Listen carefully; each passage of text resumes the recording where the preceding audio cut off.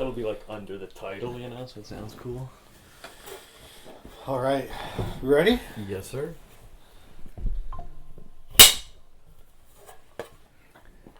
Welcome back to the Monolith Film Podcast. I am one of your humble co-hosts, Lee, as usual. Joining me, Dante. What's up? Go Ravens. Nick. And Laz. Sorry, my mouth was full. Welcome back. If you aren't aware, we dropped our merch finally. If you're listening to this podcast, then it's probably too late to order. So keep an eye out for the next drop, because there will surely be one.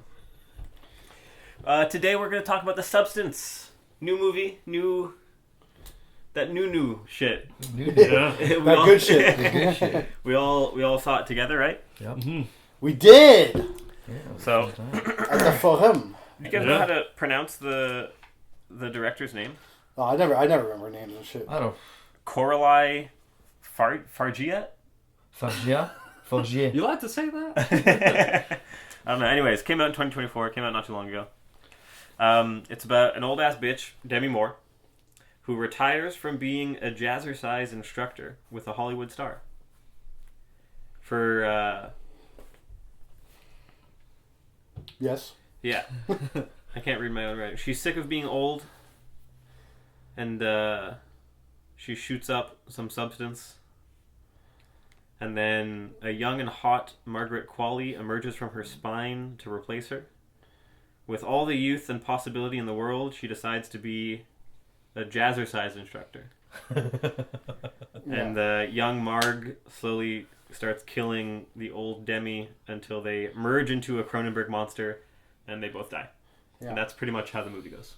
It's fun. Yeah, 3 parts, 3 chapters. Yeah, three chapters. First chapter is called The Substance. Chapter, or is that the title? The movie is it both? Yeah, the movie's called The Substance. Yeah. I know, but is that also the name of the first chapter? I remember the chapters. It's the names. It's the character's name. What's her name? Demi Moore. What's her character's name? Anyone remember? No. Elizabeth. It's Elizabeth Sparkles. Elizabeth Sparkles. Yeah.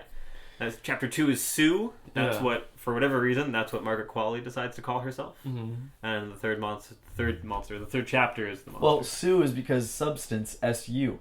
Oh, Sue. That's cute. Yeah. There you go. I got that immediately. So more specifically with the plot, because I know Lee was reading his notes.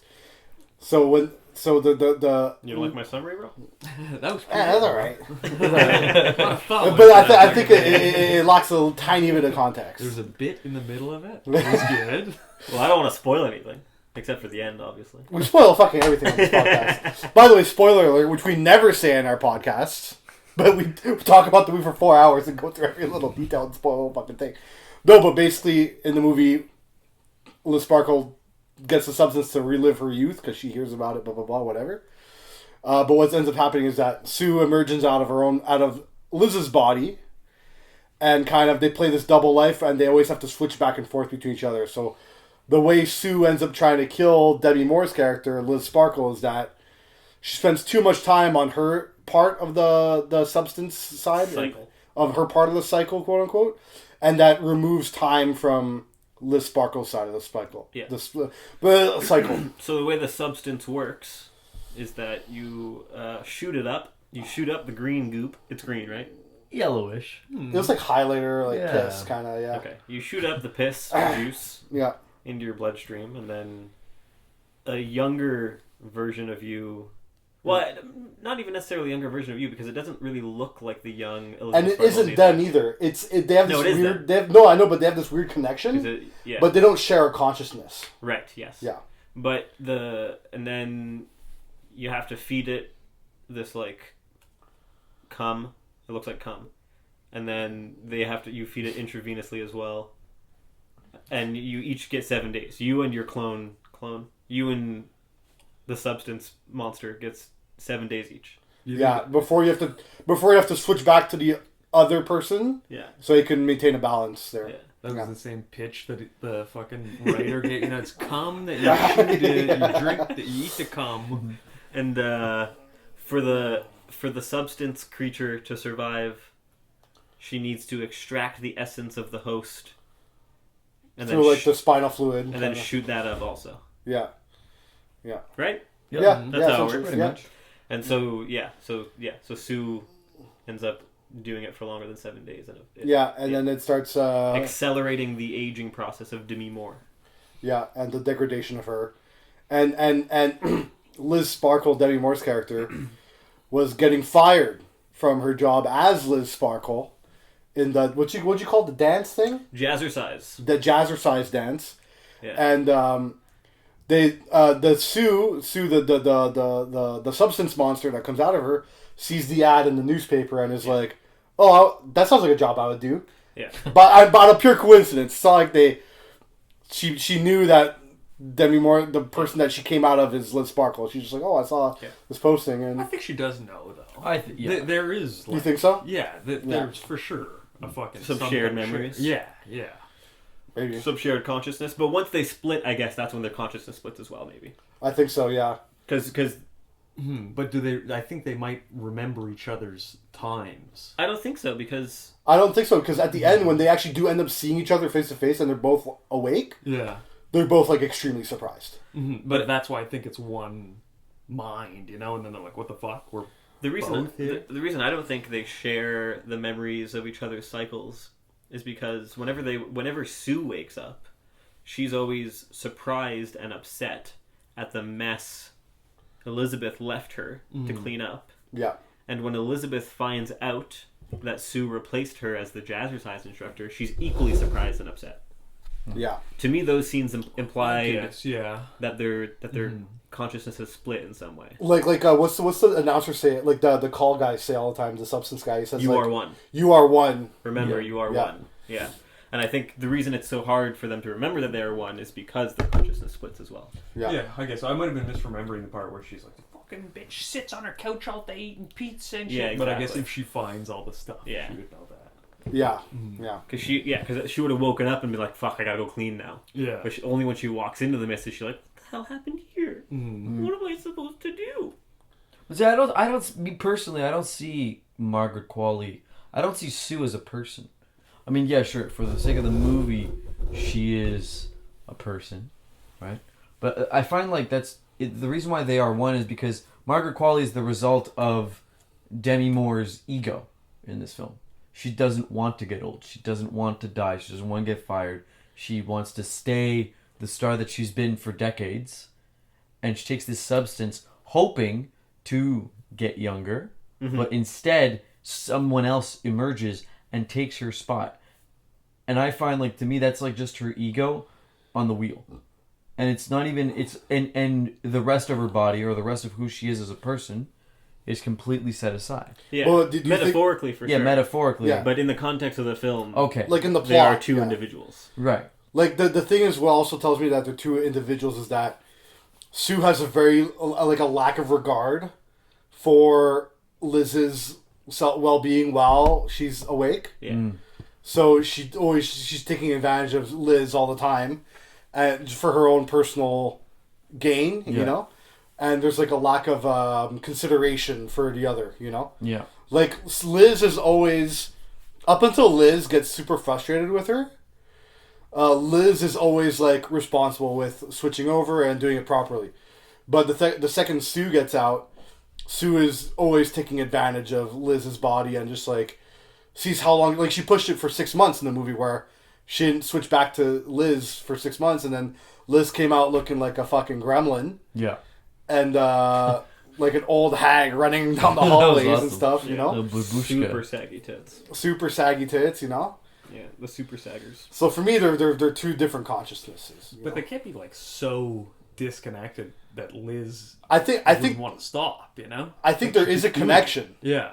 But I think the connection's very like subconscious. Mm. It's not an understood connection. You know, it's a connection that they feel it more than they think it. You know what I mean? Yeah. Well, I think she's like craving being Sue because then you'd cancel right away after like 2 shots. You know. But yeah, she's rotting away, going fuck. I can still switch after 7 days. I want to be Sue. Yeah. Like, it's still her as. Yeah. But I don't think she experiences what Sue experiences.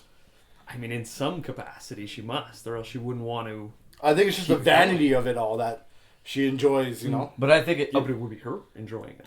But is it in the same way that like, a parent pushes their failed dreams onto their child and lives vicariously through them? No, because Liz. No. No. It was like that Bugs Bunny meme. No. But no, and I'll tell you why. Okay. Sue is still their own person, and they chose. They're like, Liz is not aware of what Sue is doing. Usually, like, yeah, sure, they're connected through like a psyche or whatever, but I don't really think that they are. She's like pushing. Oh, you need to be like this. No, that's not what I meant. Oh, okay. Sorry, I meant like the reason Liz continues with the experiment, continues to swap with Sue, despite Sue abusing her body and accelerating Liz's aging. The reason she's doing that, not because she can physically or mentally live through those experiences, but because she can live through them vicariously, just as a parent would live through their child's experiences vicariously. Or maybe That's she more- does. that's She what I does. meant. Not the motivation. Okay. But the vicarious lived experience is specifically what I meant. Or it could be that, like, while Sue is activated, maybe Liz is experiencing really what Sue's doing while Sue's doing it, but kind of loses it once they switch back, you know? Like, she's in the car, but she's not driving, kind of. Yes, Okay. kind of thing. Like She does not have the wheel. yeah, she doesn't have the wheel, but like Right. when Sue switches back to Liz kind of forgets that feeling or whatever, but still craves it or something. But that's one of the flaws of the movie is that it's kind of too gray. We don't really understand.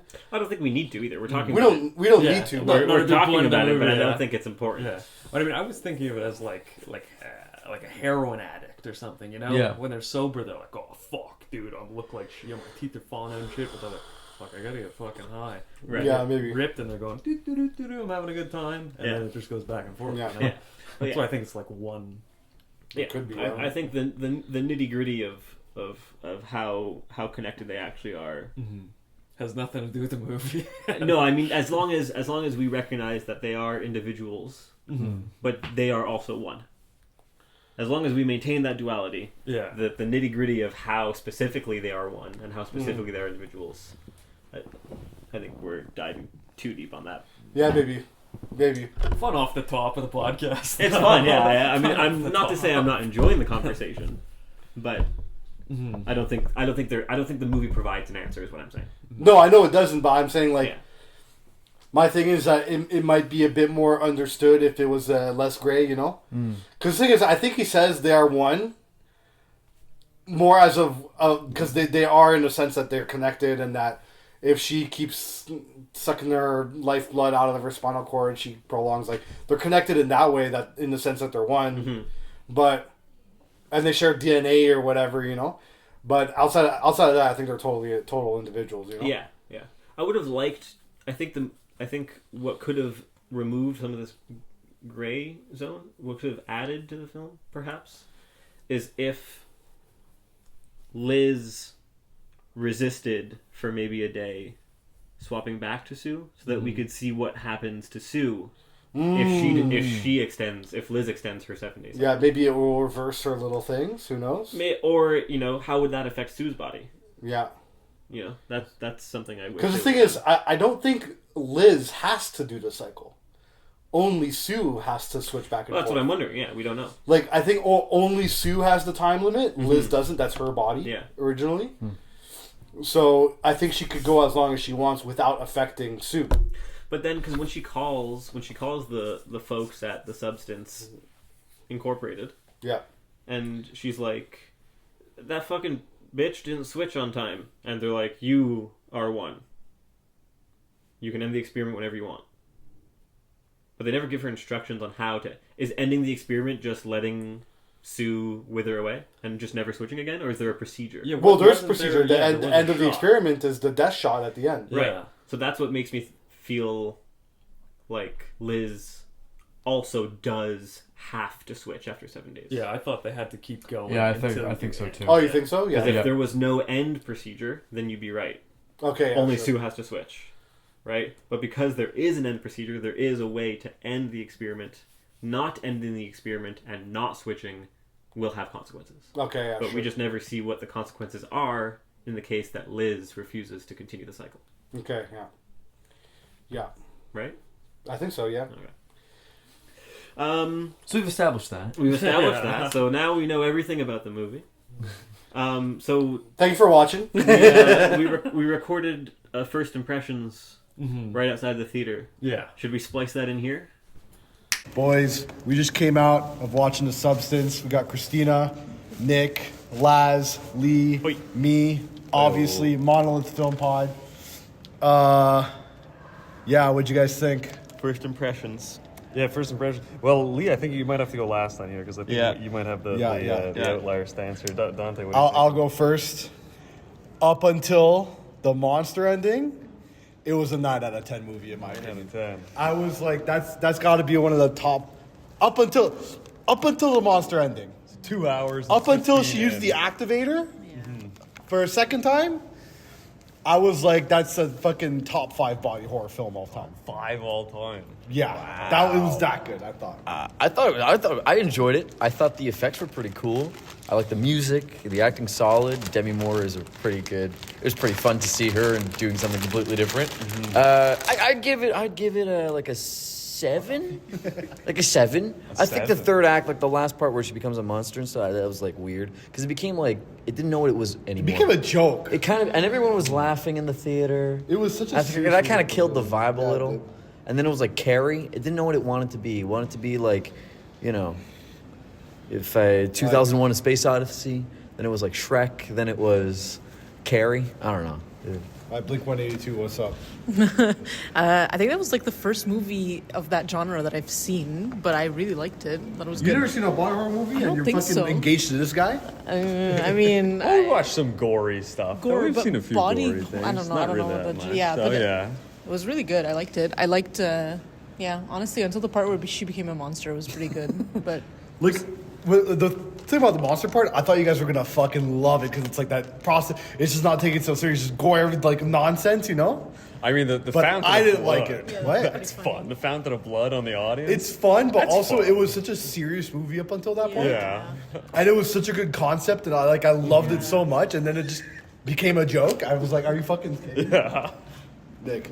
I mean, I liked it. I thought it was great. I liked the editing. I think through the whole The thing. I thought shots, the editing the was editing was fucking fantastic. crisp. Yeah, but I mean, the thing it was like it almost balanced it between like cool kind of newer angle kind of shots with then like super old school line of super cheesy angles that you're like, what the fuck? You're like Dutching, dollying in, and then like the fucking double exposure on stuff. Like some of it was too old to be like taken serious. Almost it was like too goofy. The mise en scène of it, but like some of the shots were nice that kind of countered that, but then some were retarded, so it kind of goes back and forth. Anyways, Lee, what do you think? I'm gonna full 180 on what you guys said. I liked the monster stuff the most. Hey, that was the best Really? part, dude. Yeah. What? I The knew you were fucking- gonna say that. The monster was the blood was awesome. I thought everything else was like just antiviral but worse.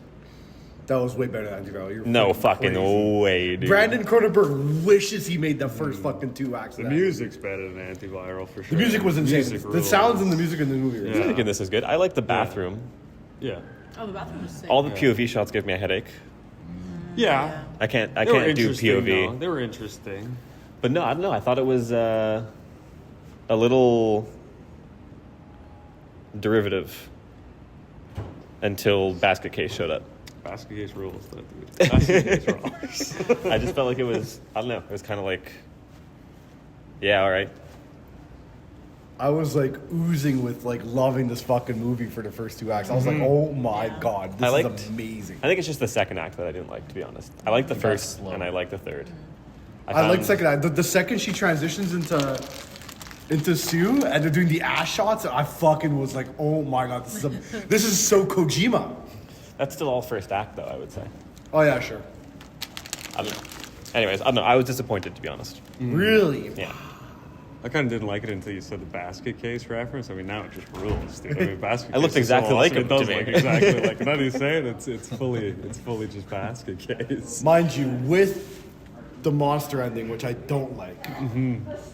it lowers the score significantly. Oh yeah. Yeah. It was 9 out of 10. I mean, it's a bit of a fucking flip there. A little bit of a switch at I the find it to very be end. predictable because as soon as they explain the laws, like the rules, Yeah. I'm like, okay, well, clearly she's not gonna do that. Yeah, you knew She's it was gonna going break to all of happen. She's just gonna Yeah. break all of them. So I was like, all right, well, I got the movie, I got the gist, and because I got spoiled what the monster looked like already. Oh, you did? Okay. Yeah, because it was like really? yeah, it was everywhere online. Okay. So I already saw what it looked like, and I was like, oh, interesting. But I liked how like clearly like it's all prosthetics. That was cool to me. Like, that actually was That must have taken it's a highlight. fucking Yeah. forever to put that together. That must have taken a while.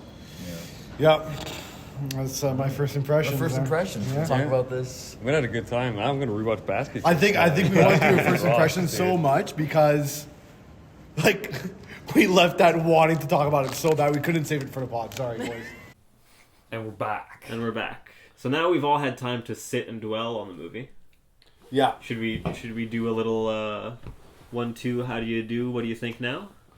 Without giving a rating, of course. We'll say that Alright, for yeah. the end. Yeah. But just has your opinion changed? Have any thoughts matured in your mind? What's new in your perspective of the film now that we've had time to sit on it? Well, since we've been watching it, the movie's blown up. So this movie is like all over TikTok. It's all over the internet. People are very much like into this movie. So much so that they're showing like, actors before, like last year, and then the same actors now. And they go through these so-called dramatic changes of facial reconstruction or plastic surgery and et cetera, et cetera. And like you notice this sometimes when you scroll or whatever on my algorithm. Clearly they knew that I went to see this movie. And so now it's like I just get content with like the soundtrack above like, famous women getting like plastic surgery or whatever. Interesting. So it's like I find that this movie, a lot of the scenes are really like still etched into my mind, especially like the monster. Pretty interesting. Whatever, it was cool, I find it such a like I understand that there has been movies that have like touched upon these themes, but I think my thing with this movie is it's so like to your point, it feels like a heroin addict. It really feels like someone's like really just like addicted, and it's just like this constant, just like it's tiring. To that point, there are a lot of shot and scene parallels between this movie and Requiem for a Dream. That's what I thought Yeah. immediately. The eyes, like all of that stuff is just screaming Darren Aronofsky. Yeah. Right. So it's like for me that was my mind just went immediately to Requiem for a Dream, but this one is very demure, very mindful. No, it's pronounced Demi Moore. Demi Moore, yeah. But it's very Demi Moore. It is very. This movie's very polished. It's not dirty. It's not dirty like Requiem It's for a too Dream. polished Yes. almost. Yeah. It's too polished, but I think there's a point to that, and that's what I love about this movie a lot is that there is that sheen, and it's a very surface level theme of like, oh, they want young, hot, good-looking, attractive women in the industry, duh.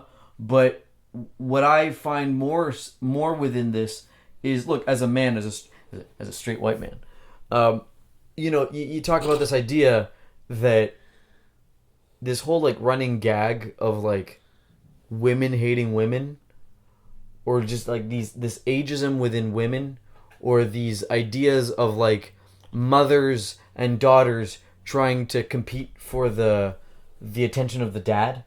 Sure. Like I don't know why, but it kind of like it was scratching that a little. It was kind of scratching that idea that like, there's this within the world of misogyny and within the patriarchy that is clearly represented by Dennis Quaid, who, by the way, despite who he is as a person recently in recent news, he did great. I really enjoyed his role. Oh, his performance was stellar. What's this? Dennis Quaid? What's his deal? I don't know. About Oh, he's like a huge alt-right guy. Oh, really? Yeah, which was so surprising really? when I saw him in this movie about this. Also, Interesting. So like, That's what was missing from our set. there you go. Restart the fucking pod. so when I saw Dennis Quaid in there, I was like, oh, I feel like this was filmed prior to when he became kind of like because he gets into arguments with his own son about this type of shit.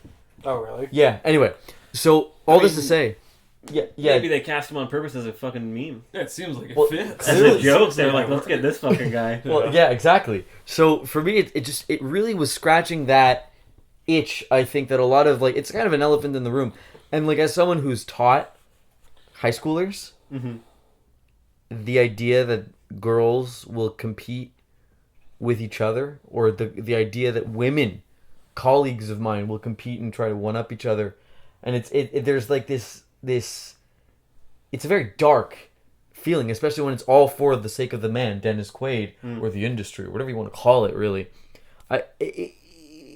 that's what's been stuck with me after this film. Great cinematography. I really liked the scenes. Shots were nice. It was very, very clean, very clinical, very sterile. Right? It's like LSD. This movie felt like LSD. You guys done acid I've before, never yeah? tried that. I refuse to comment. Me, no. No, I don't like any of that stuff. felt like LSD.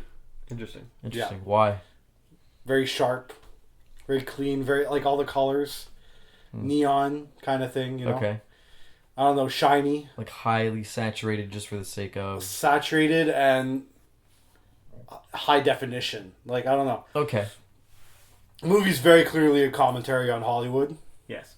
Okay. Obviously, But to what extent is it just on Hollywood, though? Because I feel like it's a little deeper than just Hollywood bad. You know what I mean? So that's Hollywood bad. Let's be honest. These two girls, well, Demi Moore was the it girl for like 25 years, and Margaret Qualley is like clearly one of the new ones. You Yeah. know what I mean? Yeah, Like how, like what about Hollywood? you answered your own question right there. No, I know, but okay, it's like Spring Breakers with the Disney kids, right? But is it just that? Is it just Hollywood bad, or is it like? It's not that it's Hollywood bad. It's just like I've been on set before Yeah. of like commercials and shit.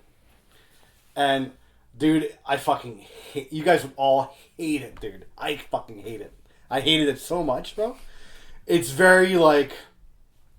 I don't want to say competing because everyone's like they're all super nice to me. You know, everyone's super nice to each other, but it felt very vain. Like it was like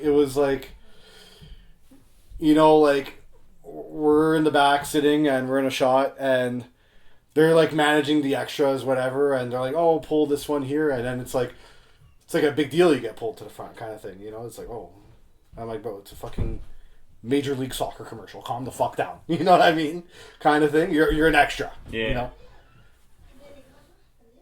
You know, you're not being a star of a fucking movie here. Yeah. And it was just very weird, bro. Like I hated it a lot. It felt extremely vain. Like the movie felt like.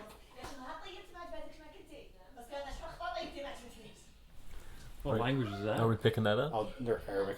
Oh. No, leave that in. That's hilarious. I'm just wondering if we're picking. I wanted it. I hope we're picking that up. I'll bump the game, guys. We'll hear it good. But it just, I don't know, the movie, I felt like it's not just a commentary on the women in Hollywood and this kind of competing thing. Like, I felt like it was about that vanity of being an actor in Hollywood and trying to get a part and doing everything you can for it, blah, blah, blah, and all that other stuff, and people being jealous of you and all this other shit, you know? I don't know. I think I agree with Laz, though. Like, it's kind of general, though, too. It could be any situation. Yeah, You're yeah. kind of fighting for something yeah. with a younger version of you know? Yeah, I think it's more about. Aging on. I think it's more about women aging under the male gaze. Yeah, of course it is, but Hollywood's about that. Yeah, well, yeah, You know? exactly. Yes, yeah. In the context of The Hollywood. movie's very directly about Hollywood. They start with a Hollywood 100%. star. Yeah. They're both acting for the same part. One loses that part, Yeah. the other one gets it. But they're the same person competing with themselves almost. Yeah. Yes. And Well, it's like you were saying before, right? It's the ego fighting. it's the ego fighting. And but the thing is, Liz isn't even competing for that part anymore. She got fired. Well, she lost. She was competing. She retired. Yeah. Yeah, she retired, but she's no longer going after that part anymore. It's not like she saw her own listing and her own thing. She's like, oh, I'm going to audition to be Liz Sparkles again. She just got fired from being Liz Sparkles. Yeah. She's vicariously acting as Liz Sparkles through Sue, Yes. you know, and she's using Sue as a way to keep that role. Well, I think it's To stay in that role. To prove a point, though. And to prove a point, to keep that role, you know. Other than that, I didn't feel like there's too much deep things about this movie outside of that, the stuff Yeah. that I said and the Hollywood stuff. Yeah. I think they could have gone way further with this. Like, honestly, they could have, if you wanted to get weird, because, like, okay, spoilers. Yeah, the third act gets really weird all of a sudden and just gets, like, goofy. They should have done this thing where everyone who takes the substance becomes monsters and destroys Hollywood. Like Rampage style. Rampage, Godzilla, that shit. Like, if you want, like, Yeah. you know what I mean? Like, Tetsuo the Iron Man or sure. Akira, they all merge into Sure. one giant monster. Yeah. Yeah, sure. Like, That would have been a sick. yes. Goes animated. Because I feel like it gets surreal. Surreal is maybe not the right word, but it's I think it is. okay. So it gets very Cronenberg. It gets very Cronenbergian, but I find personally that was very jarring. Yeah. That to me, I was expecting something a little more sophisticated as like a as an end all being. Well, yeah. Not honestly the guy from the Goonies. Well, it's like what we said You the know first what I mean? impressions, right? Yeah. What did I say during the first impressions? I said said you I love hated the first the two movie. acts. I love the first half of the fucking movie. Second, it got goofy. I was like, "Are you fucking serious?" Yeah. Well, what I thought it was so good up until then. Yeah, like for I mean, sure. we all went together, and fucking by the way, theater was packed. Okay, packed. Was it really? I forgot. Oh, dude. Was It was pretty I full. don't remember it being was that pretty, good. yeah, it was It pretty was full. packed. I just remember not being able to get out of the parking. They stopped me from getting out, bro. Really? Yeah, because the parking meter wasn't working anymore. The upstairs one wasn't working. No one was able to get their car Oh, okay. through. Then I went downstairs and I just kind of pulled my car out and waited at the fucking gate. Yeah. And car wasn't working there too. I think it took me like 45 minutes to get out of the parking What the lot. fuck? Oh, Oh, wow. yeah? With Yeah. a bunch of other people too? Yeah, there was like 5 guys behind me and we're all kind of like forming a union against the fucking problem. But then they ended up all letting us all go for free. Like they just opened the gate. Okay, so Oh, nice. Oh, you didn't pay nothing. No, That's okay. but I was So- like, But yeah, What were you gonna it ask? was Yeah. so it was completely packed, right? And so in the third, well, anyway, when we went in, it was a bunch of people. The third act, people started laughing at the movie. Yeah. At the beginning of the movie, by the way, everyone was taking this shit really seriously. Yeah. As soon as the monster pops up, movie goes weird. So, okay, so I want to ask you now, because you gave a lot of your thoughts. yeah, So, what... Right, we're still on the segment of what changed from your first impressions. yeah, I guess so. So what... Does that answer that question, or do you have more to say on that? Well, my impressions haven't changed at all. Your impression? Okay. They're all the Then- same. Wait, hold up. yeah. Let me hop in, because my Okay. impressions have to do with what you're saying now. Okay, Because... best When- for last. When we came out of the theater, and in the first impressions, you will have just heard me say that I actually preferred the third act. I like the monster. Yeah, and you said the opposite of us. I said I liked the other 2 acts, Exactly. and you didn't like the other 2 acts, and you just liked the last one.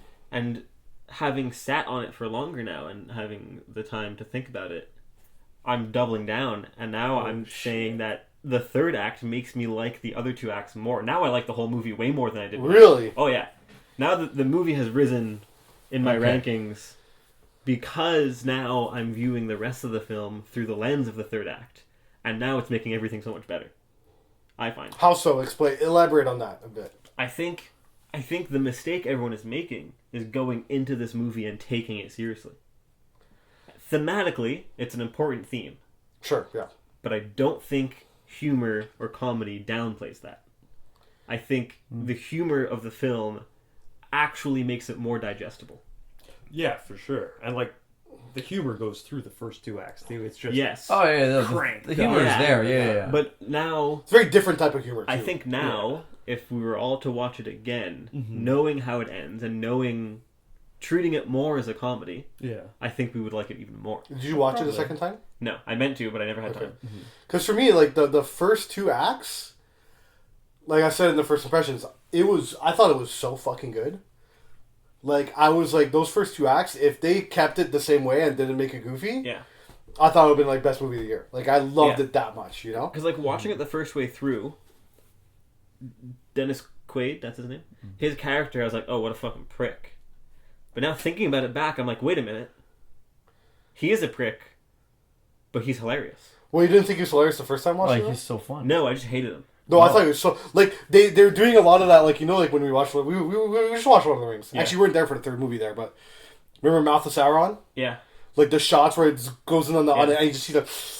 Well, kind me, of thing. when he's When eating he's the smoking. shrimp. No, when he's eating the shrimp, it reminded me of Mouth of Sauron? no, the guy, the King of Rohan, who Yeah. Oh, yeah, Worm- yeah, when- yeah. Oh no, it's the King of Gondor, when he's yeah. eating the tomatoes. Steward. The steward. The steward Sorry, of yes, the Gondor. steward of Gondor. Well, when he's eating the When tomatoes. he's eating the tomato. Yeah. That's what I thought. When he was eating the shrimp, I was like, oh, that's funny. Well, for me, it's like when the guy smoked, he would be like, and then like mouth of silence, he'd zoom in just on his mouth, and he just, where like it blows out of his nose like a bowl, Yeah. Like I love those shots of him smoking. It's great. I ate shrimp like that one time, like fucking 2 trays, 2 full rings, and was like sick for days. Oh, really? Days after that. But Really? yeah, it was I bad. could go through that much shrimp, no problem. I was done for. No I Might was have problem. been bad coma. shrimp, dude. You never know. But this is over like Shrimp is a 4-hour tricky. fucking party, so this is like hot shrimp. Nice. Okay, yeah. So, Yum. There you go. That's why. there's a cycle to it. That's why they're on ice, bro. Usually, Exact. Well, these Yeah. are on a table, but fuck, it was tasty. just flat on the table like that, bro. Just a bunch of shrimp. No plate. No plate, no Just nothing. there. The marinara sauce Pile of just smack in shrimp. the middle, just splat in the middle. You just like going like this, like scarpettes the fucking Exactly. with the shrimp, bro. Was it at the fucking engagement party where only Mav showed up there? No, I was close to it. Though it was a week around there, either Oh, before or get after. out there. Right before that, I was either coming off of it or getting onto the fucking. So funny story. Nick had an engagement party for him and his fiance, and he thought it was just him and his fiance and their 2 best friends kind of thing. But Nick doesn't know what an engagement party is, so he invited one of his best friends, and she had. and she had like 40 of her fucking Yeah, friends. it was a bit outweighed. It was a little awkward. It was a little weird. We tried to call it ginger ale. I wonder. 7 liters of ginger ale? Yeah, what Come the on. fuck, dude? I did like what you were saying before, though, Laz, where it has like blown up the movie. Like you The see movie's it on blown social up, dude. media. It's everywhere. everywhere. But I find that pretty interesting because, like, it's not. I don't find it revolutionary. I don't find the story new, the themes new, or even like the imagery or iconography, any of it Yeah. new or. Not For like- us. Yeah, for us. Yeah, exactly. Yeah. So I think this is a very like general audience Yeah. kind of movie. Popcorn, fun, kind of sit with your buddies and Yeah. watch the monster. Yeah, movie, it's not you know? it's not a blockbuster kind of Yeah. thing. Yeah. But So, I like- think, especially for the genre, Yeah. body, because it still is a body horror. Yeah. Yeah. In every sense of the word, it's a body Yeah. horror. But for this movie to come out, I think like a year after Barbie.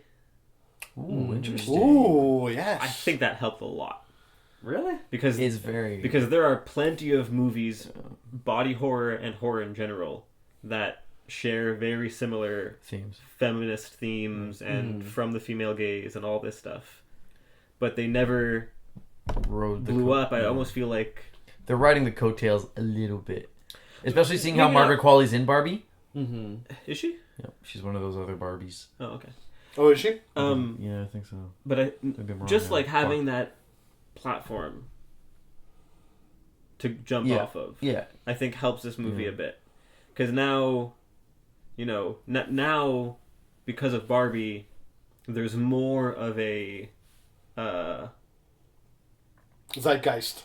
yes, there's more of a zeitgeist. There's more of a canonization. There's more of a genre for films for the girlies, girl boss movies. right? Maybe. Yeah. Yeah, Yeah. That's And girl bosses deserve body horror movies too. That's straight up. my impression of why this movie is blowing up. yeah. That's my but theory. I was thinking too that it's also the third act kind of thing too, because you can So have jarring, the first yeah. two, yeah, and then it's kind of campy and Yeah. goofy and fun, and it's more for fucking the guy sitting eating popcorn kind of thing, or the girl sitting eating popcorn. Yeah.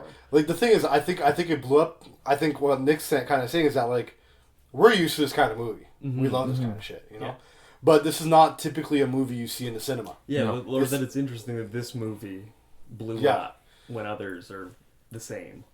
Well, I don't think it's that it blew up. I think it was in the cinemas. It's a blockbuster It was release. a sleeper hit though. And people went to go watch it, and people that don't know better, they don't know about body horror, they don't know about They these just kinds see of movies. Demi They Moore. go like, "What the fuck is that?" Then they tell other people about it. And I Yeah, think it's yeah, just a natural popularity, Yeah, but natural in the sense that very few movies like this are in a cinema blockbuster with big marketing, and even like I was talking to my friends, like my agent, she was telling me about The Substance, and I'm like, my agent, she doesn't watch this kind of movies, bro. She's very like she's a very Hollywood kind of like she knows all the actors. She's been in the industry for a long time. So this is not the type of movie where I watched it. I was like, okay, I'm shocked that my agent likes this kind of thing there. But I think it's just because they don't see very much of it. They don't watch Cronenberg films. They don't watch Yeah. this kind of thing. So when they do see this kind of thing in a cinema, So, what the fuck? It's like, what the fuck? And very few movies like this are actually put in the cinema. It's the last one that was put in the cinema like this. It's fucking Crimes of the Future. Worst No, but movie ever. Even then, you're not seeing fucking Instagram reels of Crimes of the Future. But Yeah. No, because it sucked. The Substance is actually a good movie. At least for the general audience, it's like an exciting, well-made movie. It's more fun. And, It's more fun. Yeah. It's more well-made. So the Crimes of the Future was horribly made. Like, it just... Yeah, it had nice shots and stuff like that, but... The dialogue was so fucking bad, and none of it made any fucking sense. This was a straightforward plot, you know? But between the two, which are you preferring? Substance, by far. So, I think I'm picking Crimes of the Future. Really? I Crimes of like the Future Crimes of the Future. sucks, I dude. like it. It's fun. bro, she's eating a fucking... When we're doing thinking back on She's it, I eating like a Crimes of the slice of Future. bacon with a spoon, bro. Like this. The bacon's like this, and she's eating with a spoon like that. What the fuck is that, dude? And then at the end of the movie is fucking Viggo Mortensen, just like this, eating a bar of soap shaped piece of plastic, and goes, the end. It's so bad, bro. His memory's so good, dude. I don't remember any of that. Bro, my that's memory's exactly insane. I remember every single. There's the fucking you know, the gummy bear fucking controller. Remember that? Nope. Remember the gummy bear controller? No. And like the art show is like an art vernissage, but they're doing body horror. I remember that. And she's controlling the master instrument with the Yeah. with this like weird like what was like turtle's back kind of gummy bear with like diodes of light in it, and she's going. I mean, And she's performing these that's like the thing. intricate surgeries Was with she it. Like this- tattooing on his organs? Yeah. She's tattooing on her organs. Yeah. Like, this movie is body horror, but as far as body horror goes, like, it's pretty tame. This No, is it's as light tame. as it can be. Yeah. It's You can't get it's light. super light, Yeah. but But it's it- because it's general, though. It's a popcorn fucking Yeah. laughing. But it's body horror in the sense that it has to do with their body. It's very visceral. It's very. Oh, yeah. It's not hyper gory or anything. It's not Yeah. hyper like horror, but it's body pop. But the gore But it has also to be there. doesn't shy away from it either, because when Yeah. Margaret Qualley crawls out of That was dope. fucking I Demi wanted more Moore's blood there. spine, I wanted more that blood was there. sick. I wanted more blood there. I It was sick, more blood would have been cool, but I think they did it well with tastefully. there just being a bunch of yellow green liquid everywhere. I think that works too. No, but like that's the first moment of the movie where I was like, okay, this is a body horror movie. Yeah. I was surprised. I didn't know this was gonna be a body horror movie. I saw that crawling out, and I was like, fuck yeah. Yeah, it's it's gonna be body diet body horror, though. horror. Yeah, died Very body light. horror. Yeah, very light. But Very it still is apropos. body horror. You know, it's still the category. You know. Yeah, call it but that was diet. funny when we saw Diet. it with Gotta watch your weight. Christina, Yeah. and she's like, "What the fuck? This is great!" Like it blew her mind, but she had no like history. How does she not have anything. history? You guys are engaged. But this is kind of funny too. It's like all you watch. no, but like You have a Sango Sugabong fucking hat on. Bro. What is this, bro? she thinks that like I don't like blood or I don't like gore or anything. Shakes, you don't like that shit? Yeah, exactly. Because years ago, Does she even know who she's marrying? No, bro? well, she went to the dentist and had like her wisdom teeth removed. Sure. She was all wonky, and then I went in and she's all fucked up, and there's blood and drool and spit. And I said, "Okay, give me a minute," you know. It's my fiance, you know. I have Yeah. to step out of the room for a second. And since then, she thinks like, "Oh, he sees a drop of blood." Well, He's why gonna did you be step on out of the floor. fucking room? I thought you were gonna be like, "That's sick" in the fucking No, dentist she office. was all fucked up, so like, and it's all gloopy and everything. I would have been like taking and- pictures, be like, "Yo, babe, Oh, this is so I know. cool." I said, "Oh, give me a minute. I can't see this right now. It's too much for Wait, me." so if she doesn't know that you like horror and body horror and all that kind of gory shit, Yeah. what do you guys talk about then? No, but she does. That's the thing. I don't understand. You don't understand. the disconnect. She has this between subconscious them. idea that you don't like. it. Exactly. That's Surely fucking you've weird. shown her Cannibal Holocaust. After years and years, no matter how many movies I show her, it doesn't matter. Maybe she or know anything. what we do on this podcast. We review shit horror And movies the and art other house movies. Exactly. So that I don't understand. But for her, seeing something like this for the first time and being a general, you know, it's not me going, "Hey, let's put on fucking Cannibal Holocaust," and she's asleep in 5 minutes. You know, Yeah. you're in the theater drinking Coca-Cola. You know, so she's having this first time fucking. Oh, what the fuck? This is coming out of the spine. You know, this is crazy. But It's like before every other body horror experience she's watched, she passed out, you know, on the couch. exactly, yeah. But this is the first time she actually watched the whole fucking thing. She's like, what the fuck? This is what you watch? no, yeah, but This is what you like? she loved it though. So I think a lot of people are having that same kind of like. Maybe. I've never seen Awakening. anything Yeah. like this Right. before. This is what the fuck, and then Yeah, wait till they Yeah. watch some fucking Videodrome, man. or anything. Yeah, I mean, there's a love million. Videodrome. What's that? I love Videodrome. It's your favorite Wait, movie. wait. Videodrome's so fucking good. Have you watched dude. Videodrome? No.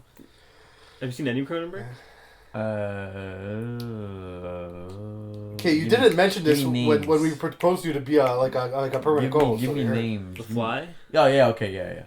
All right. Videodrome. So No, because okay, Let's no, move on. wait. I've seen The Thing, that's but that's not John Yeah. Carpenter. Yeah. But like, okay, They both start with a C. in terms of like, in terms of body horror, you know, The Fly, The Thing,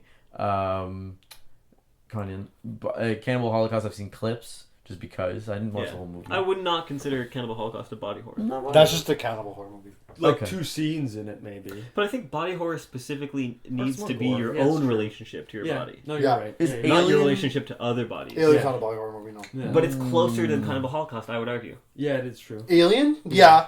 Because it emerges from her own body. Yeah. Yeah. Yeah.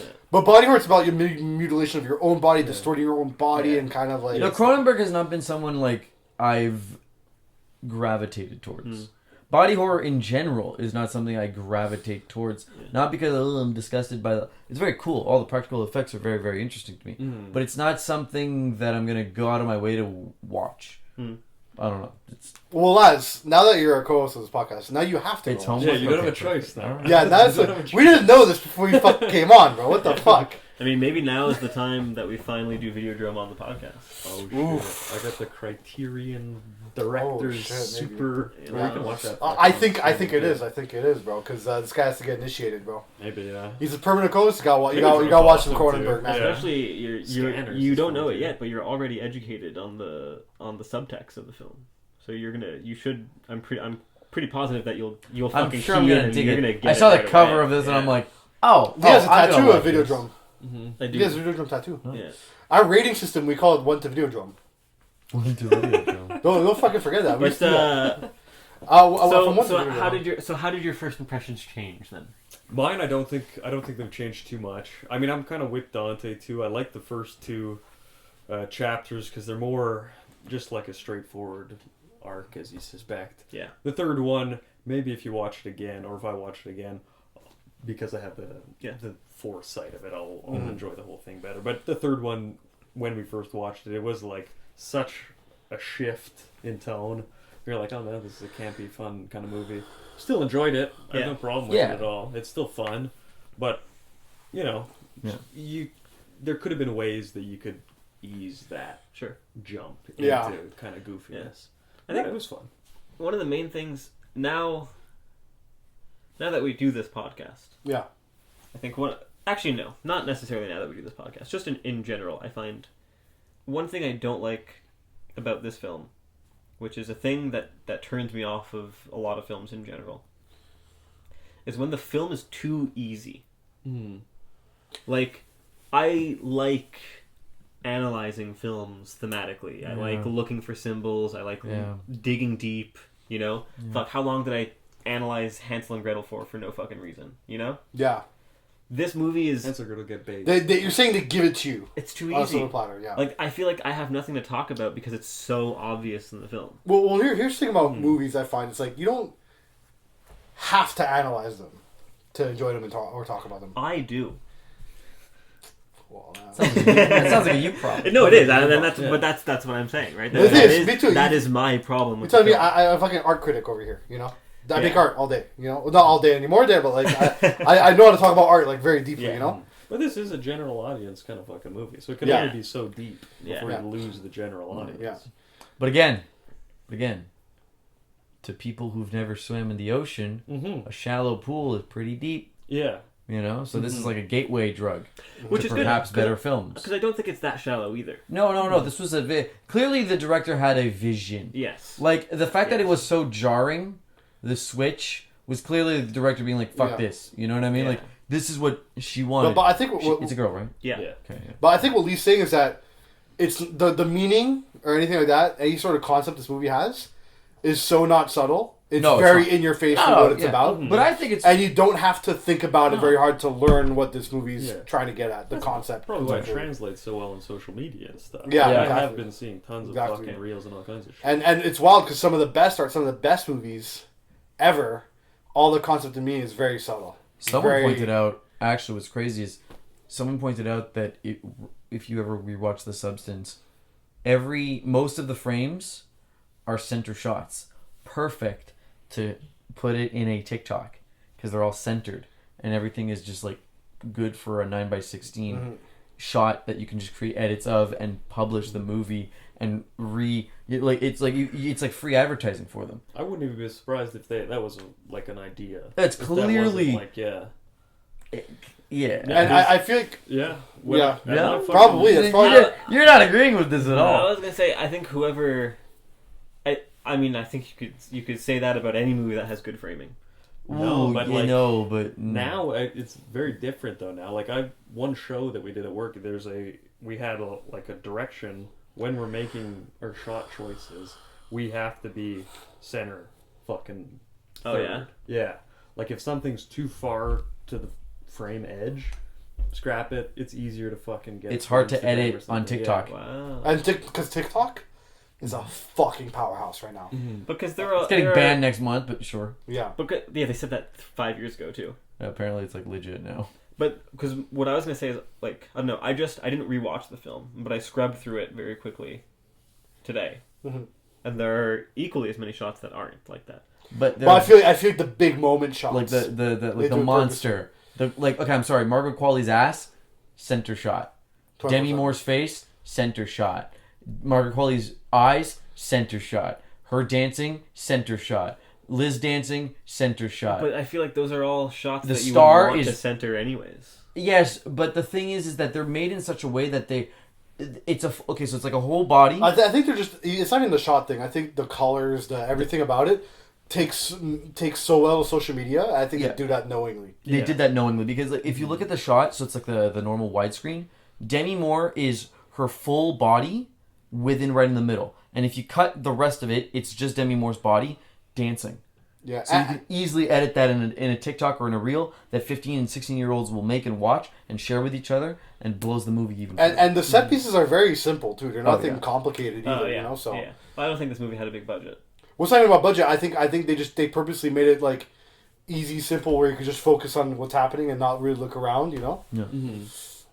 Yeah, which I think lends well to the meaning of the movie too. If it's just for social media, boom, boom, boom, boom, boom, clicks, clicks, you know. Again, yeah. To your point, you're not the first friend of mine who said this. Like, yeah, another guy I know, he works in film editing, and it's the companies also the clients are like, we want this to be within the middle. Yeah, we want those characters. You put them in the middle. Yeah, because not TikTok is crazy right now. Yeah. It's like I was talking with at work. I was talking with the social media manager for one of the companies I work with, and you know she had me on a TikTok for that company because I was representing the company, Right. and she's like, "Oh, so what do you guys think about working here?" Blah blah blah blah blah. You know, and I was like, "Oh, I fucking hate TikTok." But she was telling me, she's like, "Dude, TikTok's fucking important." I was like, "Really?" She's like, "Yeah, it's the most important. If you're trying to market something and trying to get as many people to see something as possible, TikTok all day. You know, horrible. I hate it." Yeah, me too. Yeah, but I mean, probably fucking. We have a 2/3 TikTok, of but we never fucking post on it. Sorry. Yeah, that's I was gonna ask. yeah, probably 2/3 of their fucking budget was just marketing to have it like easily fucking distributed like that. Yeah. But that's interesting because I don't know. I feel like when I first heard about this film, it was premiering at TIFF, and I had heard a few things about it, and I was like, and my first thought was, "Oh fuck, that sucks. I'll never get to see this." why? Because it's a body horror movie premiering at TIFF. But then it was at the. I'm surprised that it blew up. That's what I'm saying. Well, it's Demi Moore and Margaret Qualley. Yeah, but fuck, I don't know. I'm sorry, but I don't think many people in our generation knows who Demi Moore is. People on TikTok? Yeah, people are very demure, very mindful. No, I'm agreeing with Leo here. People on TikTok? Oh no, I'm disagreeing with Lee. Completely. TikTok Zoomers don't know who Demi Moore is, and they're big fans of her. Demi Moore is. I disagree. I feel like Demi Moore transcends culture. I know. I know her I'm not name. kidding. I know That's her such a name. last statement right there. I know her name. I've known her name ever since that one Tosh.0 episode where he talks about her bush. Even in Tosh.0, me. Ages ago, You know, that guy. ages ago, right? That's like I cannot name a 2010. single piece of media she's in except for the substance. Oh, me neither. But I can. Okay, So that's fucking our important. generation. I can describe Imagine what what- she looks like. But now imagine what the younger generations can do. If all we Margaret can do Qualley is know her name. Margaret Qualley is essentially the new it girl. Demi Moore is the it girl for the moms and for the dads of the kids who are gonna go watch The Substance. Also, Margot Qualley has a fucking nice ass, bro. I think it's fake. I heard it was fake for the movie. Yeah, I heard it was prosthetic. Really? Yeah. That's an incredible prosthetic ass, bro. Damn, I'm impressed. It's just what I heard. I don't know if it's true. I'm impressed. I don't know. Wow. Like the scene that got when me in she's the in movie. the always. I think Even so, when yeah. she's full nude. I think the whole thing is all good makeup. prosthetics, yeah. Yeah. That's crazy, bro. Because when we were watching that shit and she was twerking on the stage, I was like, "Fuck, bro." You were crossing your legs. Oh yeah, I was Cause no, it's not even that. That's the scene that got me hooked on. Because I like one thing. My favorite part about this movie is the editing. Yeah. Oh, The fast cut editing's great on editing, the this. colors. Like they did it so well in the Yeah. first two acts. That's the same thing for fucking Instagram. That's like social media style. You gotta be fast. Oh and yeah, flashy. dude. Tack, tack, tack. Yeah. It's. I just thought it was done very well. It was, yeah. All this TikTok. Yeah. All this TikTok talk. TikTok. TikTok. Talk. This. All this At talking least having a about stroke. TikTok Sorry, guys. Yeah, cut the plot, cut is the plot. making me like the movie less. Interesting. No, but that's good because Yeah, I'll take some more podcast juice. podcast juice. I'm good. I'm still good with mine. Yeah, we're not coming out with that yet. The substance. The Substance. I'll take The some more podcast substance. substance. I feel like this is an interesting avenue to take when we talk about this type of film because believe me, these these are going to be the types of movies that are going to start popping out much more often now. Oh, probably. A24, their claim to fame is TikTok edits. Like What? No, it's not. no, excuse me. Let me rephrase. The reason why people are into A24 now, it's the new Marvel. Everyone's like, "Oh, you don't know A24?" Like, dude, like the A24 film. No one ever talked about Marvel that way. I think it's the same What wavelength. are you though. talking You think so? Yeah. No one was ever like, "Oh, you're not a cinephile. You don't watch A24." Or Yeah. no one ever said. No, No, people one are ever like said that. you're People not a really are cinephile. like You don't. You don't No, watch people- Marvel. No, excuse I mean, me. Yeah. People are like that. They're idiots. Not with Marvel. No, they're- with A24. No, I know. They're worse. It's like the meme of A24. Yeah. No, it's but the even big with meme. Marvel, people are fucking. It's like, dumbasses, what? You haven't dude. seen Infinity War? Yeah, exactly. It's like, People what? You are haven't seen fucking Spider-Man dumb, 2, dude? Dude, Willem I Dafoe? haven't. No. That's okay. Who cares? The point is, it's like it's you are gonna be seeing much more movies that are built not for the screen, but for the aesthetic The small of it all. screen. The small screen. To Harmony Korine's point. The next big thing in film are streamers. They already are. No, but like, Um, this is where we're going. This is where And we're going. but the thing is, like A24 films are so fucking good, well, they're fantastic. and they are made for the big screen. all Like of they're so. Yeah, so it's the some, same as yeah. any production house. yeah, No, most but- of them are actually They're terrible they're a to be in. distribution company. Yeah. Or No, but they've action too. I think maybe now They as of used to be recently, distribution, but now they they're- were yeah. Yeah. All Okay. like the OG A24 films that made Like them the famous. like the Timothy Chalamet movie that no one likes. distribution only. Really? Yeah. No, but There's a funny meme about The Substance being like A24 must be so pissed that Mubi has the top horror movie of 2024. no, maybe.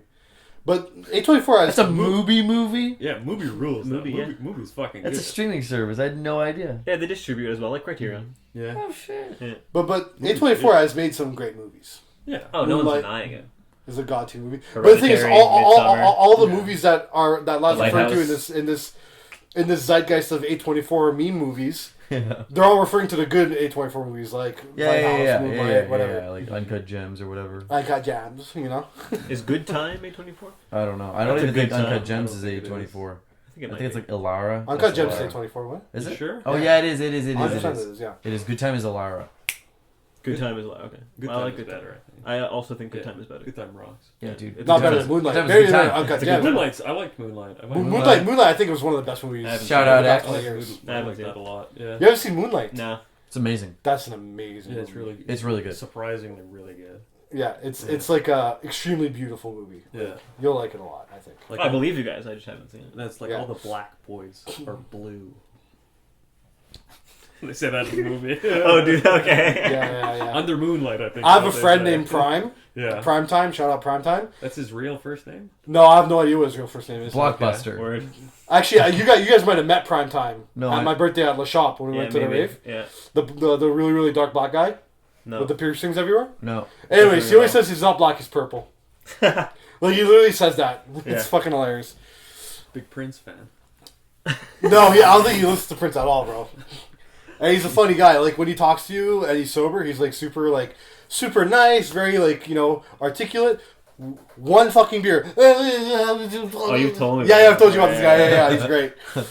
What were we talking about? But like to what you're saying before. What were you saying before? You're saying He likes the movie less now because of what we just said. Well, no. Before that, like it's not layered enough for Lee. Yes.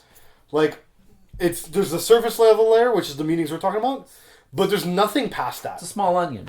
Yeah. It's very small. Very small. Yeah. Which I don't think is a bad thing. I think No. lot of I think the best pieces of art in general are ones that are accessible and enjoyable and entertaining to anybody. Yeah. But to the astute viewer, it's super layered. Mm-hmm. Like something like Batman v Superman. Okay. All right. I don't. No, like the example I give of always of this is always John Wick. Interesting. Yeah, I love that. I always say John Wick is my example because if you're a film guy, or even better, if you're a film production guy like Nick is, you watch John Wick, shit's fire as fuck. But if you aren't super into movies and you're just like watching for entertainment, it's extremely entertaining also. Oh yeah. But you're not gonna catch these things that make John Wick flawless as an action movie. For me, John Wick's the best action movie ever made. John Wick 3 is insane. It's good. I think John Wick 4 is whatever. But anyways, we're talking about substance. Right. But this is the example I always give is John Wick, because I had this roommate. You remember Jade? I used to live with her. Yeah. Jonah's what girlfriend. a throwback. Anyways, she always used to hate on me for liking John Wick, but she knew I was an artist. She's like, they couldn't understand. They were too pretentious to like John Wick, right? But I think I told you the story. I'm like, bro, it's a fucking good movie. Just go watch it. You don't have to be like, it's not.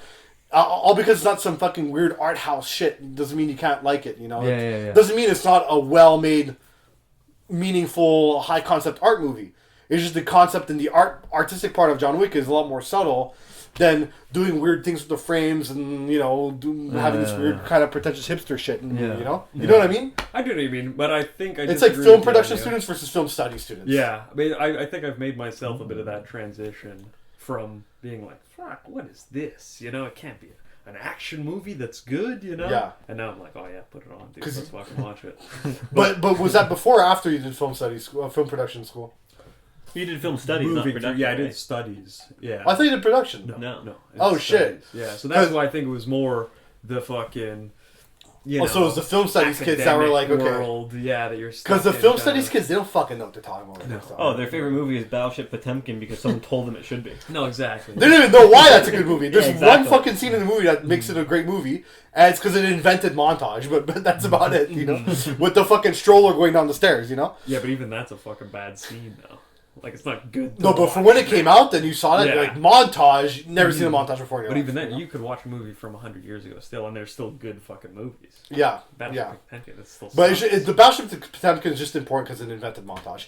And that Francis Bacon, my favorite painter of all time, used the still from that montage as a reference for almost all his paintings. That's it. Which still. The girl screaming with her mouth open Okay. on the stairs.